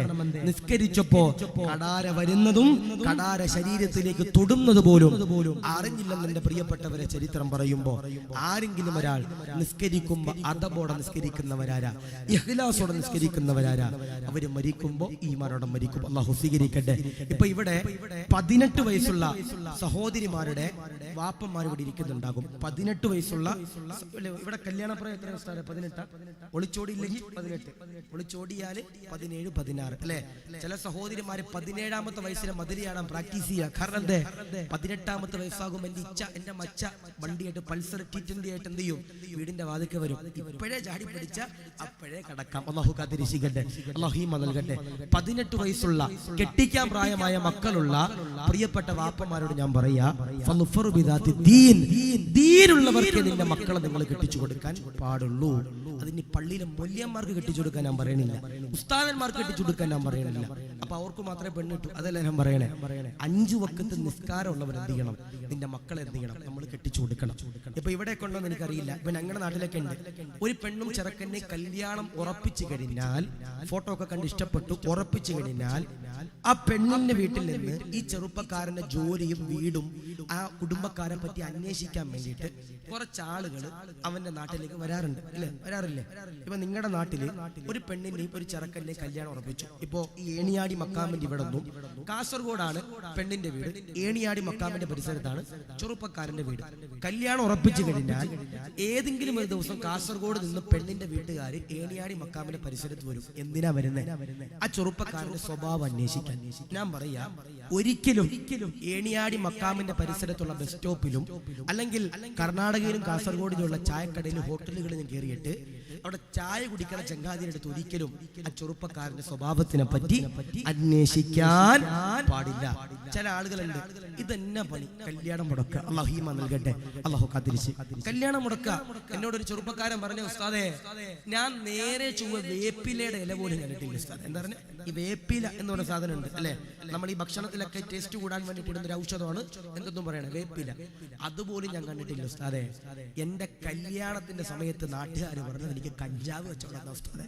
അല്ലാഹു കാത്തിരിക്കട്ടെ, അല്ലാഹു ഈമാൻ നൽകി ഗ്രഹിക്കുമാറാവട്ടെ. നമ്മുടെ നാട്ടിലുണ്ട് ചില ചെറുപ്പക്കാർ മുടി വളർത്തും, അപ്പൊ തന്നെ ചില വല്യാപ്പന്മാര് പറയും ഓ കഞ്ചാവ്. ചില ചെറുപ്പക്കാർ നമ്മുടെ നാട്ടില് കീറിയ ഫാൻസി അടിച്ചിട്ട് പോകും, അപ്പൊ തന്നെ പരസ്യമായിട്ട് പറയും ഷുക്കൂറിന്റെ കഞ്ചാവ് കണ്ടില്ല, അവർ അടിച്ചിട്ട് ഫിറ്റില്ലാതെ പോണോക്കെ എന്ന് പറഞ്ഞിട്ട് ഇങ്ങനെ കളിയാക്കണ ചില ചങ്ങാതിമാരുണ്ട്. പാടില്ല. ഒരിക്കലും പരസ്യമായിട്ട് നമ്മൾ എന്ത് ചെയ്യാൻ പാടില്ല, ഓനോടത് പറഞ്ഞു കൊടുക്കാൻ പാടില്ല. രഹസ്യമായിട്ട് ഏതെങ്കിലും മൂലക്കൊണ്ട് ഇടവഴിയിലൊക്കെ പിടിച്ച് കൂമിനിട്ട് 2 ഇടിയൊക്കെ കൊടുത്തിട്ട് പറയണം, എടാ ഇത് തെറ്റാ ചെയ്യണേ, എടാ മുടി വളർത്താൻ പാടില്ല, അത് തെറ്റാ, എടാ പാൻസ് കീറിയത് ധരിക്കല്ലേ, അതൊക്കെ നല്ല രീതിയിൽ ഇട്ടുകൊണ്ട് നടക്കണം, എന്ത് ചെയ്യണം, പറഞ്ഞു കൊടുക്കണം. ഞാൻ പറഞ്ഞത് ഒരിക്കലും നാട്ടുകാരോട് വന്നിട്ട് എന്ത് ചെയ്യാൻ പാടില്ല, ചോദിക്കാൻ പാടില്ല. പാടില്ല. ഈ ചായക്കടയിലും ബസ് സ്റ്റാൻഡിലും അങ്ങാടിയിലും അവിടെ ഇവിടെയൊക്കെ പോയിട്ട് എന്ത് ചെയ്യാൻ പാടില്ല, ചോദിക്കാൻ പാടില്ല. നിങ്ങൾ ആരോട് ചോദിക്കണം? നിങ്ങളുടെ പള്ളിയിലെ ഖത്തീബിനോട് ചെന്നിട്ട് ചോദിക്കണം, ഉസ്താദേ എന്റെ മോളെ കെട്ടാൻ പോകുന്ന ചങ്ങാതി ഉസ്താദിന്റെ മഹരിലുള്ള ഈ ഹമുക്ക ഉസ്താദേ, ഇവൻ എങ്ങനെ ഉസ്താദെ പള്ളിയായിട്ട് ബന്ധമുണ്ട് ഉസ്താദെ, ഇവന്റെ കുടുംബം പള്ളിയായിട്ട് ബന്ധമുണ്ട് ഉസ്താദെ, ഇവൻ ചിലപ്പോൾ പ്രവാസിയായിരിക്കും, ഇവന്റെ വാപ്പാക്ക് ഇവന്റെ ജ്യേഷ്ഠന്മാർക്ക് പള്ളിയായിട്ട് ബന്ധമുണ്ട് ഉസ്താദെ എന്ന് ആര് ചോദിക്കണം? ആ പെണ്ണിന്റെ കുടുംബക്കാര് പള്ളിയിലെ ഖത്തീബിനോട് ചോദിക്കണം. പള്ളിയുടെ ഖത്തീബ് ഓക്കെ പറഞ്ഞാൽ നിങ്ങൾ കെട്ടിക്കോളി. പള്ളിയുടെ ഖത്തീബിന് ഒരു വിമ്മിഷ്ടം ഉണ്ടെങ്കിൽ, ഓക്കെ പറയാൻ മടിയുണ്ടെങ്കിൽ കെട്ടാൻ നിൽക്കരുത്. അള്ളാഹു ഈമാൻ നൽകട്ടെ, അള്ളാഹു കാത്തിരിക്കട്ടെ. പിന്നെ ഇപ്പോഴത്തെ ചെറുപ്പക്കാരൊക്കെ അതിനൊക്കെ വിളവന്മാരാ. കാരണം എന്തേ പെണ്ണിന്റെ വീട്ടിൽ നിന്ന് ഖത്തീബിനോട് ചോദിക്കാൻ വരുന്ന ദിവസം ഉസ്താദ് എണ്ണീക്കുന്നതിന് മുമ്പ് തന്നെ ഓൻ പള്ളിയിലുണ്ടാകും. അള്ളാഹു കാത്തിരിക്കട്ടെ, അള്ളാഹു ഈമാൻ നൽകട്ടെ. ഞാൻ എറണാകുളത്ത് പള്ളിയിൽ ജോലി ചെയ്യുന്ന സമയത്ത് ഒരു ദിവസം വെളുപ്പിനെ 4 മണിക്ക് എന്റെ റൂമിന്റെ ഡോർ ഇങ്ങനെ തുറന്നപ്പോ പള്ളിക്കകത്ത് 4 മണിക്കൊരു ചെറുപ്പക്കാരൻ ഇബാദത്ത് ചെയ്യാ. 4 മണിക്കൊരു ചെറുപ്പക്കാരൻ ഇബാദത്ത് ചെയ്യാ. ഓന്റെ പുറകുഭാഗം കണ്ടപ്പോൾ എനിക്ക് മനസ്സിലായി റമദാനിൽ പോലും കാണാത്ത എങ്ങാതിയ പള്ളിയിൽ. ഞാനിങ്ങനെ പള്ളിക്കകത്തേക്ക് കയറി ചെന്നിട്ട് ഇവന്റെ തോളത്ത് ഇങ്ങനെ കൈവച്ചു. പെട്ടെന്ന് ചാടി എണ്ണീച്ചു. കാരണം വല്ല ജിന്നോ ശൈത്താനോ, കാരണം വല്ലപ്പോഴും പള്ളി വരണതാ, വല്ല ജിന്നോ ശൈത്താനോ ഒക്കെ എന്ന് പറയുമ്പോൾ പെട്ടെന്ന് ചാടി എണ്ണീച്ചു. എന്നെ കണ്ടു. ഞാൻ ചോദിച്ചു, എന്നെ നിനക്കറിയോ? ഉസ്താദല്ലേ ഉസ്താദ്, ഞങ്ങളുടെ ഉസ്താദ്. ഞാൻ പറഞ്ഞു, അതെന്നും നിന്റെ മനസ്സിൽ ഉണ്ടാകണം, കാരണം പള്ളിയിലൊന്നും കാണാറില്ല. ഞാൻ ചോദിച്ചോട്ടെ ചങ്ങാതി, 4 മണിക്കെന്താ നീ പള്ളിയിൽ? ഒന്നുമില്ല ഉസ്താദെ, റമദാനൊക്കെ അല്ലേ വരുന്ന ഉസ്താദെ, നന്നാകാമെന്ന് തീരുമാനിച്ചു. എന്നോട് പറഞ്ഞതാ, നന്നാകാമെന്ന് തീരുമാനിച്ചു ഉസ്താദെ. എനിക്കൊണ്ട് വിശ്വാസം വന്നില്ല. ഞാൻ ചോദിച്ചു, കുറച്ചേരൊക്കെ സംസാരിച്ചിട്ട് ചോദിച്ചു, എടാ 4 മണിക്കൊക്കെ നീ നന്നാകാൻ പറഞ്ഞത് നിന്റെ ഈമാൻ ഭയങ്കരമാണല്ലോ, പള്ളിയിലെ മോദ്യം പോലും എണ്ണീച്ചിട്ടില്ല. അല്ലാഹുവേ, ഓൻ പറയും ഉസ്താദെ കുറെ തെറ്റുകൾ ചെയ്തു പോയി ഉസ്താദെ, നന്നാകണം. ഞാൻ ഓർത്തു അൽഹംദുലില്ലാഹ്, സന്തോഷം, ഒരു ചെറുപ്പക്കാരെങ്കിലും 4 മണിക്ക് വന്നല്ലോ. ഇവന്റെ ഒരു വയസ്സ് കണ്ടാൽ തന്നെ, ഇവന്റെ ശരീരം കണ്ടാൽ തന്നെ 26-27 വയസ്സൊക്കെ ഉണ്ട്. ഞാൻ ചോദിച്ചു, എടാ ഇന്നെങ്ങാനും നിന്റെ കല്യാണാലോചന നടക്കുന്ന ദിവസമാണ്, പെട്ടെന്ന് എന്നെ കൈ പിടിച്ചിട്ട് പറയാം, മുടക്കല്ലേ ഉസ്താദേ, മുടക്കല്ലേ ഉസ്താദേ, എനിക്കൊരു പെൺകുട്ടി ഇഷ്ടമായിരുന്നു ഉസ്താദേ, ഓളുടെ വാപ്പ എങ്ങനെയൊക്കെ എനിക്ക് കെട്ടിച്ചേരാന്ന് പറഞ്ഞു ഉസ്താദേ. ഖത്തീബിനോട് ചോദിക്കുന്ന പറയണേ, എന്തായിക്കണേ, പള്ളിയുടെ ഖത്തീബിനോട് ചോദിക്കുന്ന പറയണേ. ഖത്തീബ് ഓക്കെ പറഞ്ഞാൽ ഞങ്ങൾ ഓക്കെ എന്നാ പറഞ്ഞിരിക്കണേ. ഉസ്താദിനോട് എന്നെ പറ്റി ചോദിച്ചാ എന്നെ ജനിച്ചിട്ട് പോലും ഉസ്താദ് പള്ളി കണ്ടിട്ടുണ്ടാകൂല. ഉസ്താദേ എന്റെ കല്യാണം മുടക്കല്ലേ ഉസ്താദേ എന്ന് പറഞ്ഞ് സോപ്പിടുന്ന ചില ചെറുപ്പക്കാര്. ഈ ചെറുപ്പക്കാരാകുന്ന ഉസ്താദന്മാരുടെ നടക്കൂല. പ്രായമുള്ള ഉസ്താദന്മാർ ചിലപ്പോൾ നടന്നുകൊണ്ടിരിക്കും. ഉസ്താദിനെ പോക്ക് 500 വെച്ചു കൊടുത്തിട്ട് ഉസ്താദിനോട് പറയും, ഉസ്താദ് രാത്രി ഫുഡ് എന്റെ വീട്ടിൽ നിന്ന് കഴിക്കാം. ഉസ്താദ് വീട്ടിൽ പോകുമ്പോൾ ഉസ്താദ് നടന്നു പോകണ്ട, ബസ്സിലൊന്നും കയറി ഇറങ്ങി പോകണ്ട, 500 കിലോമീറ്റർ ഉണ്ടാ വീട്ടിൽ, ഒന്നും പേടിക്കണ്ട, ഞാൻ ഉസ്താദിനെ കൊണ്ട് വീട്ടിൽ ഇറക്കി തരാം, എന്നെ നിക്കാഹ് നടത്തി തന്നാ മതി എന്ന് പറയണ ചില അല്പന്മാരാകണ ചില ചെറുപ്പക്കാരുണ്ട്. അല്ലാഹു കാത്തിരിക്കട്ടെ. പാടില്ല, പാടില്ല. ഉസ്താദിനോട് വന്നിട്ട് ചോദിക്കണം, ഉസ്താദെ ഇവൻ നിസ്കരിക്കുന്നുണ്ടോ എന്ന് ചോദിക്കുമ്പോ ഉസ്താദും മനസ്സറിന് സമ്മതിച്ചാൽ മാത്രം എന്തിയാ കെട്ടിച്ചു കൊടുക്കുക, അല്ലേ? പിന്നൊരു കാര്യമുണ്ട്, ഉസ്താദ് എങ്ങാനും പറയാ ഓന് കെട്ടിച്ചു കൊടുക്കണ്ട, നാട്ടില് കഞ്ചാവും വെള്ളം അടിച്ച് കിടക്കുന്ന ചില ചെറുപ്പക്കാരുണ്ടാവും. ഉസ്താദിനോട് വന്നിട്ട് ചോദിച്ചു, ഇവൻ എങ്ങനെയുണ്ട് ഉസ്താദെ? ഉസ്താദ് ഉള്ളത് പറഞ്ഞു, ഓൻ കഞ്ചാവ്, ഓൻ കള്ളിനടിമയാ, കെട്ടിച്ചു കൊടുക്കണ്ട. എല്ലാവരും പോകും. പാതിരാത്രി ഉസ്താദ് വീടിന്റെ അകത്തൊട്ട് പള്ളിക്കകത്ത് ഒറ്റ കിടന്നുറങ്ങുമ്പോ വാതിക്കൽ ഒരാൾ വന്ന് കൊട്ടും. ഉസ്താദ് ഡോറ് തുറക്കും, ഉസ്താദിനെ എത്തിമാക്കിയിട്ട് ഉസ്താദിനെ ഷഹീദാക്കിയിട്ട് ചിലപ്പോൾ പോയി ജയിലിൽ കിടക്കും. അല്ലാഹു കാത്തിരിക്കട്ടെ. പാടില്ല, പാടില്ല. ദീനുള്ളവർക്ക് നിങ്ങളുടെ മക്കൾ എന്ത് ചെയ്യണം? കെട്ടിച്ചു കൊടുക്കണം. അതുകൊണ്ട് ആരെങ്കിലും ഒരാൾ നിസ്കരിക്കുമ്പോൾ അതബോടെ ഇഖ്ലാസോടെ നിസ്കരിക്കുന്നവരാരാ? അവർ മരിക്കുമ്പോൾ ഈമാനോടെ മരിക്കുമെന്ന് ഹബീബിന മുഹമ്മദ് മുസ്തഫ സല്ലല്ലാഹു അലൈഹി വസല്ലം. ഇപ്പൊ 2 എണ്ണം പഠിച്ചു. ഒന്നേതാ? ഖുർആൻ ഓതണം. 2 ഏതാ? നിസ്കരിക്കണം. 3 ഏതാ? അള്ളാന്റെ റസൂല് പറയുന്നു, വാപ്പയുടെയും ഉമ്മയുടെയും പൊരുത്തം വാങ്ങിക്കുന്നവരാരാ? മാതാപിതാക്കളുടെ പൊരുത്തം വാങ്ങിക്കുന്നവരാരാ? അവര് മരിക്കുമ്പോ എങ്ങനെ മരിക്കും? ഈമാനോടെ മരിക്കും. അല്ലാഹുവേ, നല്ല മരണം ഞങ്ങൾക്ക് നിങ്ങൾ അനുഗ്രഹിക്കണേ. അല്ലാ, തീർക്കാൻ പോണേ, 10 മിനിറ്റും കൂടി ഉള്ളൂ. ഒരിക്കല് ചില മക്കൾക്കുണ്ട് ഉമ്മയോട് ഭയങ്കര സ്നേഹമാ, വാപ്പാനെ ശൈത്താനെ പോലെ കാണുന്ന ചില ചങ്ങാതിമാരുണ്ട്. ഉമ്മയോട് ഭയങ്കര മുഹബ്ബത്താ, വാപ്പയെ ദജ്ജാലിനെ പോലെ കാണുന്ന ചില ആൺമക്കളുണ്ട്. അല്ലാഹുവേ, അങ്ങനെ ഒരു ഗതികേട് ഞങ്ങളുടെ വാപ്പമാർക്ക് നീ കൊടുക്കല്ലേ അല്ലാ. എന്നോടൊരു ചങ്ങാതി പറഞ്ഞു, ഉസ്താദേ എന്റെ വാപ്പാനോട് എനിക്ക് അത്ര ദേഷ്യമുണ്ട് ഉസ്താദേ, അയാളെ എന്റെ ടിപ്പർ ലോറിയുടെ മുമ്പിൽ കിട്ടിയാൽ ഞാൻ അയാളുടെ നെഞ്ചത്തു കൂടി എന്റെ വണ്ടി ഇറക്കും ഉസ്താദേ എന്ന് പറഞ്ഞ മക്കളുണ്ട്, അല്ലേ? ഞാൻ പറയാ, വാപ്പ മാതാപിതാക്കൾ എന്ന് പറഞ്ഞാൽ ആരായിരിക്കണം?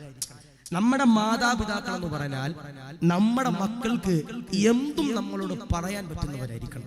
ചില വാപ്പമാരുണ്ട് ഭയങ്കര കർശന നിലപാടാ വീട്ടിൽ. ഉമ്മമാരുണ്ട് ചില പട്ടാള ചിട്ടയാ വീട്ടില്.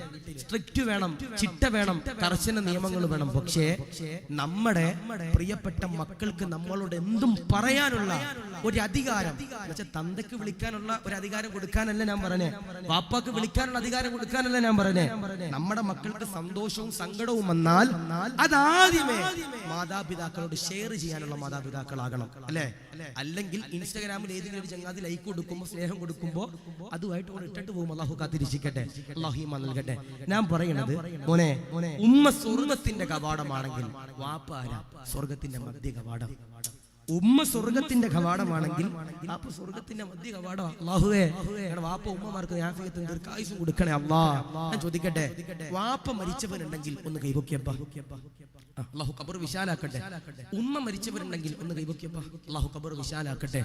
ഈ വാപ്പ ജീവിച്ചിരിക്കുന്നവര്, ഉമ്മ ജീവിച്ചിരിക്കുന്നവര് ഈ വാപ്പയും ഉമ്മയും മരിച്ചവരോട് ചെന്നിട്ട് ചോദിക്കണം, എടാ സങ്കടമുണ്ടോ? എന്താ ചോദിക്കണ്ടേ? എടാ സങ്കടമുണ്ടോ? അവരുടെ കണ്ണറിയാതെ നിറയുന്നത് കാണാം. കാരണം കൈയുള്ളപ്പോൾ അതിന്റെ വില അറിയൂല, കാലുള്ളപ്പോ അതിന്റെ വില അറിയൂല, മൂക്കുള്ളപ്പോ അതിന്റെ വില അറിയൂല, വാപ്പയുള്ളപ്പോ അതിന്റെ വില അറിയൂല, ഉമ്മയുള്ളപ്പോ അതിന്റെ വില അറിയൂല. അവര് മരിച്ച് ഖബറിന്റെ അകത്ത് കിടക്കുമ്പോൾ അതിന്റെ വേദന നമുക്ക് മനസ്സിലാവും. അല്ലാഹുവേ മൺമറഞ്ഞു പോയ ഞങ്ങളുടെ മാതാപിതാക്കളുടെ ഖബർ നീ വിശാലമാക്കണേ അല്ലാ, മണ്ണറ നീ മണിയറയാക്കണേ അല്ലാ. ബഹുമാനപ്പെട്ട സയ്യിദ് ബിൻ അസ്ലം തങ്ങള് സഹാബത്തിനോട് ചോദിച്ചു, സഹാബാ നിങ്ങളുടെ ഉമ്മമാര് നിങ്ങളെ എത്ര മാസമാണ് ഗർഭം ചുമന്നേ? സഹാബത്ത് പറഞ്ഞു 9.5 മാസം. സയ്യിദ് ബിൻ അസ്ലം തങ്ങൾ ചോദിച്ചു, സഹാബാ നിങ്ങളുടെ വാപ്പമാര് നിങ്ങളെ എത്ര മാസമാണ് ഗർഭം ചുമന്നേ? സഹാബത്ത് ചിരിച്ചിട്ട് ചോദിച്ചു, തങ്ങളെ വാപ്പമാരെങ്ങനെ ഗർഭം ചുമക്കുക? വാപ്പമാർ ഒരിക്കലും ഗർഭം ചുമക്കൂലല്ലോ. സയ്യിദ് ബിൻ അസ്ലം തങ്ങൾ പറഞ്ഞൊരു ഡയലോഗ് ഉണ്ട്, ഒരു മറുപടി ഉണ്ട്, സഹാബാ നിങ്ങളുടെ ഉമ്മമാര് 9.5 മാസത്തോളം നിങ്ങളെ വയറ്റിൽ ചുമന്ന് പ്രസവിച്ചു കഴിഞ്ഞാൽ പിന്നീട് നിങ്ങൾക്കൊരു ജോലിയാകുന്നത് വരെ, പക്വതയാകുന്നത് വരെ, നിങ്ങൾക്കൊരു നിലനിൽപ്പുണ്ടാകുന്നത് വരെ നിങ്ങളെ തോളിലേറ്റി ഗർഭം ചുമക്കുന്നത് നിങ്ങളുടെ വാപ്പമാരാണെന്ന് സയ്യിദ് ബിൻ അസ്ലം തങ്ങൾ പറയുമ്പോൾ, അല്ലാഹുവേ ആ വാപ്പയും ഉമ്മയും ഞങ്ങൾക്ക് സ്നേഹിക്കാൻ നീ സൗഭാഗ്യം നൽകണേ അല്ലാ. വാപ്പയും ഉമ്മയും മരിച്ചവരുണ്ടെങ്കിൽ അവരുടെ ഖബറിന്റെ ചാരപ്പെ ആഴ്ചയിൽ 7 ദിവസം സിയാറത്ത് ചെയ്യാൻ കഴിഞ്ഞാൽ 7 ദിവസവും സിയാറത്ത് ചെയ്യണം, അല്ലേ? ഞങ്ങളുടെ നാട്ടിലൊരു പള്ളിയുണ്ട്. എന്റെ ഉപ്പയുടെ ജ്യേഷ്ഠന്റെ ഖബർ സിയാറത്ത് ഞാൻ പോയപ്പോ എന്നോട് വന്നിട്ട് ഒരാൾ പറഞ്ഞു, ഉസ്താദേ എന്റെ വാപ്പയുടെ ഖബർ ഈ പള്ളിക്കാട്ടിലുണ്ട്, ഒന്ന് ദുആ ചെയ്യോ? ഞാൻ പറഞ്ഞു ദുആ ചെയ്യാം. എന്റെ കൈ പിടിച്ചിട്ട് ഇവൻ പള്ളിക്കാട്ടിലോട്ട് പോയിട്ട് ഒരു 5 മിനിറ്റ് ഇവന്റെ വാപ്പാന്റെ ഖബർ തപ്പ, അവന്റെ ഗൂഗിൾ മാപ്പൊക്കെ എടുത്ത് തപ്പേണ്ട അവസ്ഥ. There is my papa's ഖബർ എന്നൊരു ലൊക്കേഷൻ തപ്പേണ്ട അവസ്ഥ. ഇവന്റെ വാപ്പാന്റെ ഖബർ അറിയില്ല, ഇവന്റെ വാപ്പാന്റെ ഖബർ അറിയില്ല. ഞാൻ ചോദിച്ചോടാ വാപ്പ മരിച്ചിട്ട് എത്ര കൊല്ലമായി? ഉസ്താദേ 18 കൊല്ലമായി. 18 കൊല്ലമായി. ഞാൻ ചോദിച്ചു അവസാനമായി നിന്റെ വാപ്പാന്റെ ഖബറിന്റെ ചാര വന്നത് എപ്പോഴാ? 12 കൊല്ലം മുമ്പ്. ഉസ്താദേ എന്താ പറഞ്ഞേ? 12 കൊല്ലം മുമ്പ്. ഞാൻ എന്തിനാ 12 കൊല്ലം മുമ്പ് വന്നവൻ ഇന്ന് വരാനുള്ള കാരണം, പെട്ടെന്നൊരു സുപ്രഭാതത്തിൽ ഇന്ന് വരാനുള്ള കാരണം ഒന്നുമില്ല ഉസ്താദേ. ഞാനിന്ന് ദുബൈയിലേക്ക് പോകും ഉസ്താദേ, ഷെയ്ഖിന്റെ അടിമയാകാൻ പോകും ഉസ്താദേ, അവിടെ ജ്യൂസ് കട തുടങ്ങാൻ പോകും ഉസ്താദേ, അവിടെ ഷാർജ ഷെയ്ഖ് അടിക്കാൻ പോകും ഉസ്താദേ. അതുകൊണ്ട് എന്റെ വാപ്പനോട് അവസാനമായിട്ട് ഒരു സലാം പറയാന്ന് വെച്ച് വന്നതാ ഉസ്താദേ. ഓക്കെ, ഞാൻ പറയാ പാടില്ല. വാപ്പയുടെ ഉമ്മയുടെ ഖബറിന്റെ ചാരെ പോയി സിയാറത്ത് ചെയ്യാൻ പറ്റുന്നവർ എല്ലാ ദിവസവും സിയാറത്ത് ചെയ്യണം. ഒരു ഫാത്തിഹയെങ്കിലും നമ്മൾ ഓതണം. അല്ലാഹുവേ സ്വീകരിക്ക റബ്ബേ. ഞാനൊരു ഹദീസ് പറഞ്ഞു തരാം കേട്ടോ. എല്ലാ വെള്ളിയാഴ്ച ദിവസവും നമ്മുടെ പള്ളിയിൽ ഉസ്താദന്മാര് ദുആ ചെയ്യുന്ന ആരാ ഉസ്താദ് വെടിവെക്കണ അല്ലെ? ഈ കർണാടക കാസർഗോഡ് ഭാഗത്തൊക്കെ വഴന്ന് പറയുമ്പോൾ വിറ്റാണ്. കാരണം എന്താ, ചില കുട്ടികളുണ്ട് സ്റ്റേജിന്റെ ചവിട്ടി വന്നിട്ട് ബലൂൺ പൊട്ടിക്കണം. ചില കുട്ടികൾ സ്റ്റേജിന്റെ ചവിട്ടി വന്നിട്ടായിരിക്കും ബലൂൺ പൊട്ടിക്കണേ. ചില കുട്ടികൾ ഈ ലൈവ് ക്യാമറയുടെ തൊട്ടിപ്പുറത്തോട്ട് ഇതെടുത്തിട്ട് നമ്മുടെ മുമ്പിലോട്ട് ഇങ്ങനെ കളിച്ചിട്ടായിരിക്കും പടക്കം പൊട്ടിക്കണം. അല്ലാഹു കാത്തിരിക്കട്ടെ, അല്ലാഹു ഈമാൻ നൽകി അനുഗ്രഹിക്കുമാറാവട്ടെ. അല്ലെ, ഉറൂസ് നടക്കുമ്പോൾ അതിന്റെ മാന്യത നമ്മൾ കാണിക്കണം. സിയാറത്ത് ചെയ്യാൻ വന്നാൽ സിയാറത്ത് ചെയ്തിട്ട് പോകണം, അല്ലേ? ചില ആളുകൾ സാധനം മേടിക്കുക ഒരു ആഘോഷ ഉത്സവമായിട്ട് കാണുന്നുണ്ടെന്ന് വന്ന് ലൈറ്റൊക്കെ കണ്ട് കമ്മിറ്റിക്കാരെ തിരയൊക്കെ പറഞ്ഞ് ഇത്രയും ലൈറ്റൊക്കെ എന്തിനായിട്ട് അതാണ് ഇതാന്നൊക്കെ പറഞ്ഞ് നോക്കിയിട്ട് കണക്കൊക്കെ എടുത്ത് ബില്ല് എത്രയാവും എന്നൊക്കെ നോക്കിയിട്ട് നാട്ടിലുള്ള കച്ചവടമൊക്കെ നടത്തി ഒന്ന് ഏതെങ്കിലും താത്താനെ പോയി ചെറുതായിട്ടൊക്കെ മുട്ടി ഒരു സീറ്റൊക്കെ പോണ വീട്ടിൽ പോണ ചില ചങ്ങാതിമാരുണ്ട്. പാടില്ല. ഉറൂസിന് വന്നാൽ എന്ത് ചെയ്യുക? സിയാറത്ത് ചെയ്തിട്ട് പോവുക, വഴന്ന് കേട്ടിട്ട് പോവുക. കച്ചവടം എന്ത് ചെയ്യുക? അവർക്ക് ഉണ്ടായി കൊടുക്കുക. വഴന്ന് കേട്ടിട്ട് പോകുമ്പോൾ എന്തെങ്കിലുമൊക്കെ വാങ്ങിച്ച്, അല്ലെ, അവർക്ക് എന്ത് ചെയ്യുക? ലാഭം ഉണ്ടായി കൊടുക്കുക. അല്ലാഹു സ്വീകരിക്കട്ടെ, അല്ലാഹു കബൂൽ ചെയ്ത് അനുഗ്രഹിക്കുമാറാവട്ടെ. ഞാൻ പറഞ്ഞ ഒരു ഹദീസ് കേട്ടോ. എല്ലാ വെള്ളിയാഴ്ച നമ്മുടെ പള്ളിയിലെ ഖത്തീബ് ഉസ്താദ് ദുആ ചെയ്യുന്ന ഒരു ദുആ ഉണ്ട്. ഏതാ? അല്ലാഹുമ്മ അജ്റിനാ മിനൻ നാർ. അല്ലാഹ് അദാബുള്ള കത്തിച്ചുലിക്കുന്ന നരകത്തിൽ നിന്ന് കാക്കണേ അല്ലാ, കാക്കണേ അല്ലാ. ആദരവാകുന്ന പ്രവാചകനതാ പറയുകയാ, മൻ കബ്ബല ഐനൈഹി ഉമ്മിഹി കാന ലഹു സിത്റം മിനന്നാർ. ആരെങ്കിലും ഒരാൾ ഉമ്മയുടെ നെറ്റിത്തടത്തില്, ഉമ്മയുടെ കവിൾ തടത്തില്, ഉമ്മയുടെ മുകൾ ഭാഗത്ത്, ഉമ്മയുടെ മുഖത്തു ഭാഗത്ത് ആരെങ്കിലും ഒരാൾ മൊത്തം കൊടുത്താൽ കാന ലഹു സിത്റം മിനന്നാർ, നരകത്തിൽ നിന്ന് കാവല. ഹബീബുനാ മുഹമ്മദ് മുസ്തഫ സല്ലല്ലാഹു അലൈഹി വസല്ലം ഉമ്മയുടെ നെറ്റിത്തടത്തിൽ, ഉമ്മയുടെ കവിൾ തടത്തിൽ, ഉമ്മയുടെ മുഖത്ത് ആരെങ്കിലും ഒരാൾ മുത്തം കൊടുത്താൽ കാന ലഹു സിത്റം മിനന്നാർ, നരകത്തിൽ നിന്ന് കാവലാണെന്ന് ഹബീബിനാ മുഹമ്മദ് മുസ്തഫ സല്ലല്ലാഹു അലൈഹി വസല്ലം. ഞാൻ ചോദിക്കട്ടെ, ഉമ്മാക്ക് മുത്തം കൊടുത്തവരുണ്ടെങ്കിൽ ഒന്ന് കൈവയ്ക്കും. ആരെങ്കിലും ഉണ്ടോ? ആരുമില്ല? അച്ഛനെ 1 2 3 മുത്തലിങ്ങൾ. ഇൻഷാ അല്ലാഹ് ഒരുപാട് പേര് പൊക്കിയിട്ടില്ല. ഭാര്യക്ക് മുത്തം കൊടുത്ത് പൊക്കാനല്ല കേട്ടോ, ഭാര്യക്ക് മുത്തം കൊടുത്തവരെന്നൊന്ന് ചോദിച്ചാൽ 98% ഉസ്താദെ കൊടുത്തിട്ടാ വന്ന ഉസ്താദെ, ഇനി കൊടുക്കണം ഉസ്താദെ, വാട്സപ്പ് വഴി കൊടുക്കാം ഉസ്താദെ എന്ന് പറയണ ചങ്ങാതിമാര്. ഉമ്മാക്ക് മുത്തം കൊടുത്തിട്ടോന്ന് ചോദിച്ചാൽ കൊടുത്തിട്ടില്ല. അള്ളാഹു കാത്തിരിക്കട്ടെ, അള്ളാഹു ഈമാൻ നൽകട്ടെ. അപ്പൊ വാപ്പയുടെയും ഉമ്മയുടെയും സ്നേഹം ലഭിക്കുന്നവരാരാ? അവർ പൊരുത്തം ലഭിക്കുന്നവരാരാ? അവർ മരിക്കുമ്പോ ഈമാനോടെ മരിക്കും. അപ്പൊ ഒന്നേതാ ഖുർആൻ ഓതണം, 2 നിസ്കരിക്കണം, 3 വാപ്പയുടെയും ഉമ്മയുടെയും പൊരുത്തം വേണം, 4 കേട്ടോ അവസാനത്തെ വിഷയം. ഉസ്താദേ ബക്കറ്റ് ഉണ്ടോ? ബക്കറ്റ് ഉണ്ടോ? ബക്കറ്റ് ഇല്ലാത്തൊരു റൂസ് ഉണ്ടാവില്ല. ബക്കറ്റ് ഇല്ലേ? ബക്കറ്റ് ഇല്ല സാർ, ബക്കറ്റ് ഇല്ലേ? ഏതൊരു സ്ഥലത്ത് നിന്നിട്ട് പറഞ്ഞു ബക്കറ്റ് എടുക്കാൻ പറഞ്ഞപ്പോ ഉസ്താദിന്റെ ഡ്രസ്സ് മുക്കി വെച്ച സർഫക്സിൽ മുക്കി വെച്ച ബക്കറ്റ് ആയിട്ടാ കമ്മിറ്റിക്കാർ വന്നെ. അതാകാൻ പാടില്ല. ബക്കറ്റിന്റെ അഹിലുകാർ ബക്കറ്റിന്റെ മലക്ക് വരും ഇൻഷാ അല്ലാഹ്. 4 കേട്ടോ ഒരു ബക്കറ്റ് നിങ്ങളുടെ മുമ്പിലൂടെ കടന്നു വരും. നീലയോ പച്ചയോ മഞ്ഞയോ ചുവപ്പോ എന്തെങ്കിലും ആയിക്കോട്ടെ, ഏത് കളറായിക്കോട്ടെ, നിങ്ങളുടെ മുമ്പിലൂടെ ഒരു ബക്കറ്റ് കടന്നു വരും. ഈ ബക്കറ്റിലേക്ക് ആരാണോ സദഖ കൊടുക്കുന്നത് എഴുതി വെച്ചോ. നന്മകൾ ചെയ്യുന്നവരാരാ, ദാനധർമ്മങ്ങൾ കൊടുക്കുന്നവരാരാ, അവര് മരിക്കുമ്പോ ഈമാനോടെ മരിക്കുമെന്ന് ഹബീബുനാ മുഹമ്മദ് മുസ്തഫ സല്ലല്ലാഹു അലൈഹി വസല്ലം. നോക്കി നിങ്ങൾ, ബക്കറ്റ് നിങ്ങളുടെ മുമ്പിൽ വരുമ്പോ 500 1000 2000 ചെക്കോ 10000 ലക്ഷങ്ങളൊന്നും കൊടുക്കണമെന്നില്ല. നിങ്ങളെ കൊണ്ട് കൊടുക്കാൻ കഴിയുന്ന 1 രൂപയെങ്കിലും ആ ബക്കറ്റിലേക്ക് ഇട്ടാൽ മരിക്കുമ്പോ ലാ ഇലാഹ ഇല്ലല്ലാഹ് ചൊല്ലി മരിക്കാൻ കഴിയുമെന്ന് ഹബീബിനാ മുഹമ്മദ് മുസ്തഫ സല്ലല്ലാഹു അലൈഹി വസല്ലം. നോക്കി നിങ്ങൾ, ദാനധർമ്മം ചെയ്യുന്നവരാരാ, നന്മകൾ അധികരിപ്പിക്കുന്നവരാരാ, അവര് മരിക്കുമ്പോ ഈമാനോടെ മരിക്കുന്ന അല്ലേ. എല്ലാ പള്ളിയുടെയും മുമ്പിൽ എഴുതി വെച്ചിരിക്കുന്ന ഒരു വാചകം എന്ത്? ദാനധർമ്മം വിപത്തിനെ തടയും അല്ലേ. അത് ചില ചെറുപ്പക്കാർ, ഇപ്പൊ ന്യൂ ജനറേഷൻ ചെറുപ്പക്കാർ പറയും അത് പിരിക്കാൻ അവസാനം. എന്താ പറയണേ? അത് പിരിക്കാൻ അവസാനം. നേർച്ചപ്പെട്ടിയുടെ ചുവട്ടിൽ തന്നെ ഇത് എഴുതി വെക്കണമെങ്കിൽ അത് പിരിക്കാൻ ഉസ്താദ് എന്ന് പറയുന്ന ചില ആളുകളുണ്ട്. മോനെ, അത് അനുഭവിച്ചവർക്കറിയാം അതിന്റെ മഹത്വം. ദാനധർമ്മം വിപത്തിനെ തടയുന്ന. എനിക്കിപ്പോഴും ഓർമ്മയുണ്ട്, ഏകദേശം ഒരു 3 കൊല്ലം മുമ്പ് റബ്ബേ മൂവാറ്റുപുഴയില് ഒരു മൗലദ്വീര എന്ന് പറഞ്ഞൊരു അക്കാഡമി ഉണ്ട്. മൂവാറ്റുപുഴയില് മൗലദ്വീര എന്ന് പറഞ്ഞൊരു അക്കാഡമി ഉണ്ട്. അവിടെ നിന്ന് ഇങ്ങനെ വയല് കഴിഞ്ഞ് പോകുമ്പോ എന്റെ വണ്ടി ഓടിക്കണ ചങ്ങാതി പെട്ടെന്ന് ഉറങ്ങിപ്പോയി. റബ്ബേ വണ്ടി മറിഞ്ഞു, ഒരു വീടിന്റെ മതില് പൊളിച്ചു, ട്രാഫിക് സിഗ്നൽ പൊളിച്ചു, വണ്ടി മൊത്തം മറിഞ്ഞു പൊളിഞ്ഞു പോയി. പക്ഷേ ഞങ്ങൾക്ക് സാരമായ പരിക്കുകളോടെ ഞങ്ങളൊന്ന് രക്ഷപ്പെട്ടു. ഞാനും രക്ഷപ്പെട്ടു, ഓനും രക്ഷപ്പെട്ടു. എനിക്ക് ഉറപ്പുണ്ട്, എനിക്കിന്നും വിശ്വാസമുണ്ട്. എന്തേ? അന്ന് ആ വഅലിന്റെ സദസ്സിൽ കൊടുത്തൊരു 10 രൂപയായിരിക്കും, അല്ലെങ്കിൽ യാത്ര മധ്യേ ഏതെങ്കിലും ഒരു പള്ളിയിൽ കയറിയപ്പോ അവിടെ കൊടുത്തൊരു 10 രൂപയായിരിക്കാം എന്നെ ആ വിപത്തിൽ നിന്ന് തടയാനുള്ള കാരണം. ദാനധർമ്മം വിപത്തിനെ തടയുമെന്ന് അല്ലാഹുവിന്റെ റസൂൽ പറയുന്നു. ആരെങ്കിലും ഒരാൾ സദഖ കൊടുത്താൽ അവര് മരിക്കുമ്പോൾ എന്റെ പ്രിയപ്പെട്ടവർ ഈമാനോടെ മരിക്കുന്ന ഒരു സംഭവം കൂടി പറഞ്ഞ് നമുക്ക് വിട പറയണം. അല്ലാഹുവിന്റെ റസൂലിന്റെ മുമ്പിലേക്ക് അവസാനത്തെ ചരിത്രം കേട്ടോ. ഭാര്യ മരിച്ചവരുണ്ടെങ്കിൽ ഈ ചരിത്രം പഠിച്ചോ. അല്ലാഹുവിന്റെ റസൂലിന്റെ മുമ്പിലേക്ക് ഒരിക്കൽ ഒരു യാചകൻ കടന്നു വന്നു. അല്ലാഹുവിന്റെ ഹബീബാകുന്ന നബി തങ്ങളുടെ മുമ്പിലേക്ക് ഒരു യാചകനതാ കടന്നു വരികയാ. എന്നിട്ടതാ റസൂലുള്ളയോട് പറയുകയാ, ദാരിദ്ര്യമാ, സങ്കടമാ, വേദനയാ, കഴിക്കാൻ ഭക്ഷണം തരുമോ, കഴിക്കാൻ പഴങ്ങൾ തരുമോ, കുടിക്കാൻ വെള്ളം തരുമോ? റസൂലുള്ള ആയിഷ ബീവിയുടെ മുഖത്തേക്ക് നോക്കുമ്പോ ആയിഷ ബീവി അതാ പറയുകയാ, ദാരിദ്ര്യമാ, നൊമ്പരമാ, സങ്കടമാ. ആദരവാകുന്ന പ്രവാചകനാകുന്ന നബിതങ്ങള് യാചകന്റെ കൈകളിലേക്ക് പിടിക്കുകയാ, എന്നിട്ടതാ കാണിച്ചു കൊടുക്കുകയാ. ദൂരെ കാണുന്ന വീട് അതെന്റെ ഫാത്തിമയുടെ വീടോ, അതെന്റെ ഫാത്തിമയുടെ വീടോ.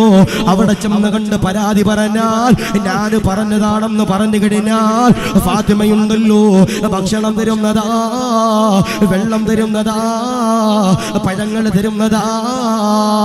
ആദരവാകുന്ന പ്രവാചകന്റെ വാക്ക് കേട്ടുകൊണ്ട് ഫാത്തിമയുടെ വീട്ടിലേക്ക് യാചകൻ എന്റെ പ്രിയമുള്ളവരെ കടന്നു ചെല്ലുമ്പോ ഫാത്തിമയോട് പറയുകയാ, റസൂലുള്ള പറഞ്ഞു വിട്ടിട്ട് വന്നതാ, ഭക്ഷണം തരുമോ, വെള്ളം തരുമോ?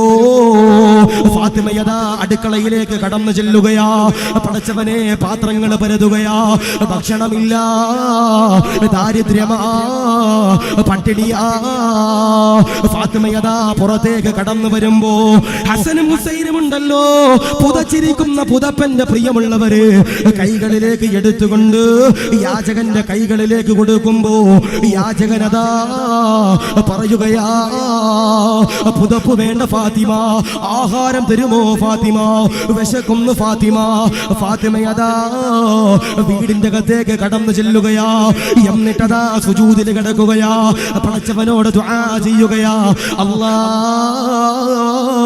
എന്റെ വീടിന്റെ മുമ്പിലേക്ക് കടന്നു വന്ന യാചകന്, റസൂലുള്ള പറഞ്ഞു വിട്ട യാചകന് ഭക്ഷണം കൊടുക്കാൻ എന്റെ കയ്യിൽ നിവർത്തിയില്ല അല്ലോ, പരീക്ഷിക്കല്ല അല്ലോ, ആഹാരം കൊടുക്കാൻ സൗഭാഗ്യം തരണേ അല്ലാ. ഫാത്തിമയുടെ കണ്ണിൽ നിന്ന് കണ്ണുനീര് വരുമ്പോ ഒരു അശരീരി ഉണ്ടല്ലോ ആകാശത്ത് നിന്ന് കടന്നു വരികയാ, ഒരു അശരീരി കടന്നു വരികയാ. എന്നിട്ടതാ പറയുകയാ, കരയല്ലേ, നൊമ്പരപ്പെടല്ലേ, സങ്കടപ്പെടല്ലേ, വിഷമിക്കല്ലേ, കരയല്ലേ ഫാത്തിമ. അലമാരയുടെ ചാരത്ത് ചെന്നുണ്ട് അന്വേഷിക്കണേ, വസ്ത്രങ്ങളെല്ലാം ശേഖരിച്ചിരിക്കുന്ന അലമാരയുണ്ടല്ലോ അവിടെ ചെന്നുകൊണ്ട് ഒന്ന് പരതണേ ഫാത്തിമ. ഒരു സമ്മാനമുണ്ടല്ലോ തയ്യാറുണ്ടേ. ഫാത്തിമയതാ കണ്ണു തുടക്കുകയാ, അലമാരയുടെ ചാരത്തേക്ക് കടന്നു ചെല്ലുകയാ. വസ്ത്രങ്ങൾ ഇങ്ങനെ മാറ്റി നോക്കുമ്പോ ഒരു പൊതിയുണ്ടല്ലോ കൈകളിലേക്ക് ലഭിക്കുകയാ. ആ പൊതി ഇങ്ങനെ തുറന്നു നോക്കുമ്പോ ഒരു മുത്തിന്റെ മാലയാ, അതിലേക്ക് ചുംബനം കൊടുക്കുകയാ. എന്നിട്ടതാ കരയുകയാ, അല്ലാഹുവോട് പറയുകയാ, അല്ലാ ഈ ഫാത്തിമയെ പരീക്ഷിക്കല്ലേ അല്ലാ, ഈ ഫാത്തിമയെ പരീക്ഷിക്കല്ലേ റബ്ബേ. മാലയിലേക്ക് ചുംബനം കൊടുക്കുകയാ, കരഞ്ഞുകൊണ്ട് യാചകന് കൊടുക്കുമ്പോ യാചകനുണ്ടല്ലോ ഇലാ ഹദറത്തി റസൂലില്ലാ, റസൂലുള്ളാഹിയുടെ ചാരത്തേക്ക് കടന്നു ചെല്ലുകയാ. റസൂലുള്ള ചോദിക്കുകയാ, ഫാത്തിമ ഭക്ഷണം തന്നോ, ഫാത്തിമ വിശപ്പ് മാറ്റിയോ? യാചകനതാ പറയുകയാ, ഇല്ല നബിയേ, ഒരു തുള്ളി വെള്ളം പോലും തന്നില്ല നബിയേ. അങ്ങയുടെ പൊന്നുമോൾ എനിക്കൊരു മാല തന്നു നബിയേ. മാല തന്നപ്പോ കരഞ്ഞു നബിയേ. റസൂലുള്ള ചോദിക്കുകയാ, മാലയൊന്ന് കാണിക്കുമോ? യാചകനുണ്ടല്ലോ മാലയെടുത്തുകൊണ്ട് റസൂലുള്ളാഹിയുടെ കയ്യിൽ കൊടുക്കുമ്പോ റസൂലുള്ള അതാ കരയുകയോ, ഏങ്ങലടിക്കുകയോ, ടെൻഷൻ അടിക്കുകയോ, അതിലേക്ക് ചുംബനം കൊടുക്കുമ്പോ സഹാബത്ത് കടന്നു വരികയാ. എന്നിട്ടതാ ചോദിക്കുകയാ, എന്തിനാണ് നബിയേ കരയുന്നത്? എന്തിനാണ് റസൂലേ? ആദരവാകുന്ന പ്രവാചകനതാ പറയുകയാ, ഈ മാലയുണ്ടല്ലോ ആരുടെതെന്നറിയോ? ഈ സ്വർണമുണ്ടല്ലോ, ഈ മുത്തിന്റെ മാലയുണ്ടല്ലോ ആരുടെതെന്നറിയോ? ഈ മാലയുണ്ടല്ലോ ആരുടെതെന്നറിയോ? സഹാബാ ഇതെന്റെ ഖദീജയുടെ മാലയാ, ഇതെന്റെ ഭാര്യയാകുന്ന ഖദീജയുടെ മാലയാണെന്ന് റസൂലുള്ള പറയുമ്പോ, റസൂലുള്ളാഹിക്ക് സങ്കടങ്ങൾ കടന്നു വരുമ്പോ, വേദനകൾ കടന്നു വരുമ്പോ, പ്രയാസങ്ങൾ കടന്നു വരുമ്പോ, നൊമ്പരങ്ങൾ കടന്നു വരുമ്പോ റസൂലുള്ളാഹി അതാ വീട്ടിലേക്ക് കടന്നു വരികയാ. സമ്മിലൂരി യാ ഖദീജ, പുതപ്പൊന്ന് മൂടി തരണേ, എനിക്കൊന്ന് സമാധാനപ്പെടുത്തണേ, എനിക്കൊന്ന് സമാധാനത്തിന്റെ വാക്കുകളുണ്ടല്ലോ പറഞ്ഞു തരണേ എന്ന് പറഞ്ഞ ഖദീജയുടെ മാലയാ. ഇതെന്നെ ഭാര്യയാകുന്നോ ഖദീജയുടെ മാലയോ? ഈ മാലയുണ്ടല്ലോ ഖദീജ ഫാത്തിമയ്ക്ക് കൊടുത്ത സമ്മാനമാ. വടകരയിലുള്ള ഒരു ചെറുപ്പക്കാരൻ എന്നോട് കരഞ്ഞുകൊണ്ട് പറഞ്ഞതാ, ഉസ്താദേ കല്യാണം കഴിഞ്ഞു 5 കൊല്ലമായി ഉസ്താദേ, എനിക്കൊരു 3 വയസ്സുള്ള പെൺകുട്ടിയുണ്ട് ഉസ്താദേ. എന്റെ ഭാര്യ എന്ന് പറയുന്നത് വല്ലാത്ത അഴകുള്ള ഭാര്യ, സൗന്ദര്യമുള്ള ഭാര്യ, ദീനുള്ള ഭാര്യ. എന്റെ ഭാര്യക്ക് നല്ല മുടിയുണ്ട് ഉസ്താദേ. അവൾക്കുണ്ടല്ലോ ഒരു ദിവസം ചെറിയൊരു ചുമ വന്നതാണ് ഉസ്താദേ. വടകരയിലുള്ള ഒരു ആശുപത്രിയിലേക്ക് ഞാനതാ കൊണ്ടു ചെന്നപ്പോ ഡോക്ടർമാര് വിധി എഴുതിയല്ലോ, ക്യാൻസറാണ് ഉസ്താദ്. എന്റെ ജീവിതത്തിലേക്ക് വില്ലനായിട്ട് ക്യാൻസർ വന്നു ഉസ്താദേ. തിരുവനന്തപുരം ജില്ലയില് RCCയിലേക്ക് കൊണ്ടുചെന്നു ഉസ്താദേ. എന്റെ ഭാര്യയെ കീമോ ചെയ്തു ഉസ്താദ്. എന്റെ ഭാര്യയുടെ മുടികളുണ്ടല്ലോ, നീളമുള്ള മുടികളുണ്ടല്ലോ, കൊഴിഞ്ഞുപോയി ഉസ്താദ്. തടിയുള്ള ശരീരമാണല്ലോ, അവള് ശോഷിച്ചു പോയി ഉസ്താദ്. അങ്ങനെ 2 മാസം തിരുവനന്തപുരം ജില്ലയില് RCCയിൽ കാണിച്ചു ഉസ്താദേ. 2 മാസം കഴിഞ്ഞപ്പോ ഞങ്ങളുടെ വീട്ടിലേക്ക് കടന്നു വന്നു ഉസ്താദേ.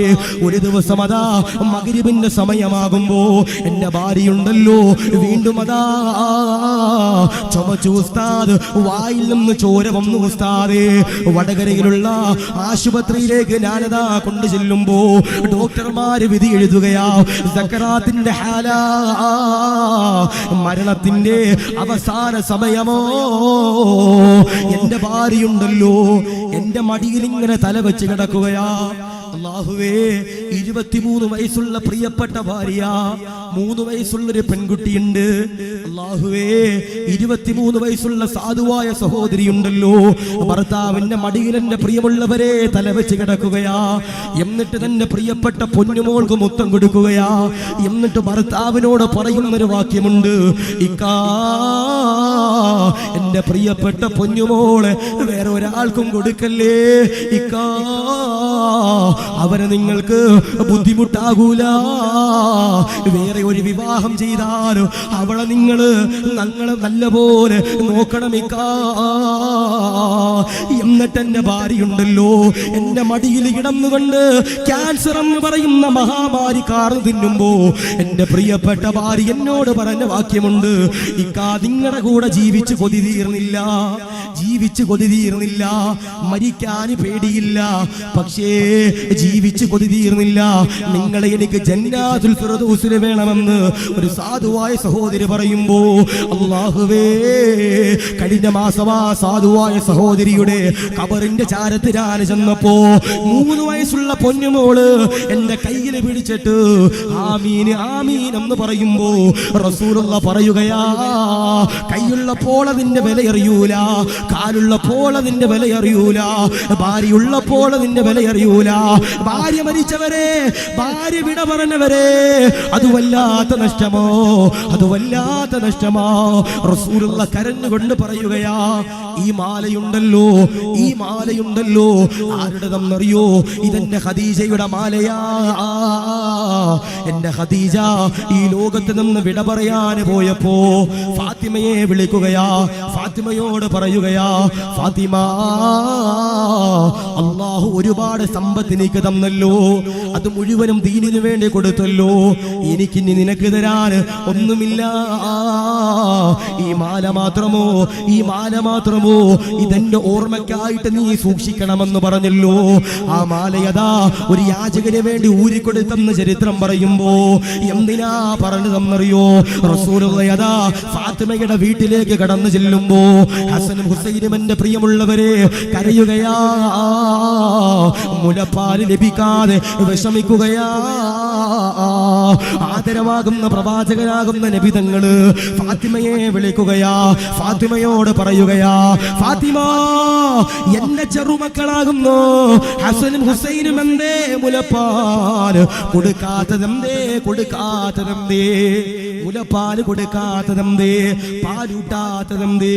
ഫാത്തിമയതാ കരഞ്ഞുകൊണ്ട് റസൂലുള്ളാഹിയോട് പറയുകയാ, വാപ്പാ അങ്ങയുടെ പൊന്നുമോള് ഫാത്തിമയുണ്ടല്ലോ, ഭക്ഷണം കഴിച്ചിട്ട് ദിവസങ്ങളായി വാപ്പാ, മരുന്ന് കഴിച്ചിട്ട് ദിവസങ്ങളായി വാപ്പാ, എന്റെ പ്രിയപ്പെട്ട മക്കളുണ്ടല്ലോ എന്റെ മുലപ്പാല് കുടിക്കാൻ നോക്കുമ്പോ എന്റെ മാറിൽ നിന്ന് പാല് വരുന്നില്ല വാപ്പാ, ചോരയാണ് വരുന്നത് വാപ്പാ എന്ന് പറഞ്ഞ സമയത്ത് പോലും ഊരിക്കൊടുക്കാത്ത മാലയുണ്ടല്ലോ ഒരു യാചകന് വേണ്ടി കൊടുത്തെന്ന് ചരിത്രം പറയുമ്പോ, സദഖ കൊടുക്കുന്നവരെ, ഇല്ലാത്ത സമയത്ത് ദാനധർമ്മം ചെയ്യുന്നവരെ, അൽഹംദുലില്ലാഹ് മരിക്കുമ്പോ ഈമാനോടെ മരിക്കുമെന്ന് ഹബീബുനാ മുഹമ്മദ് മുസ്തഫ.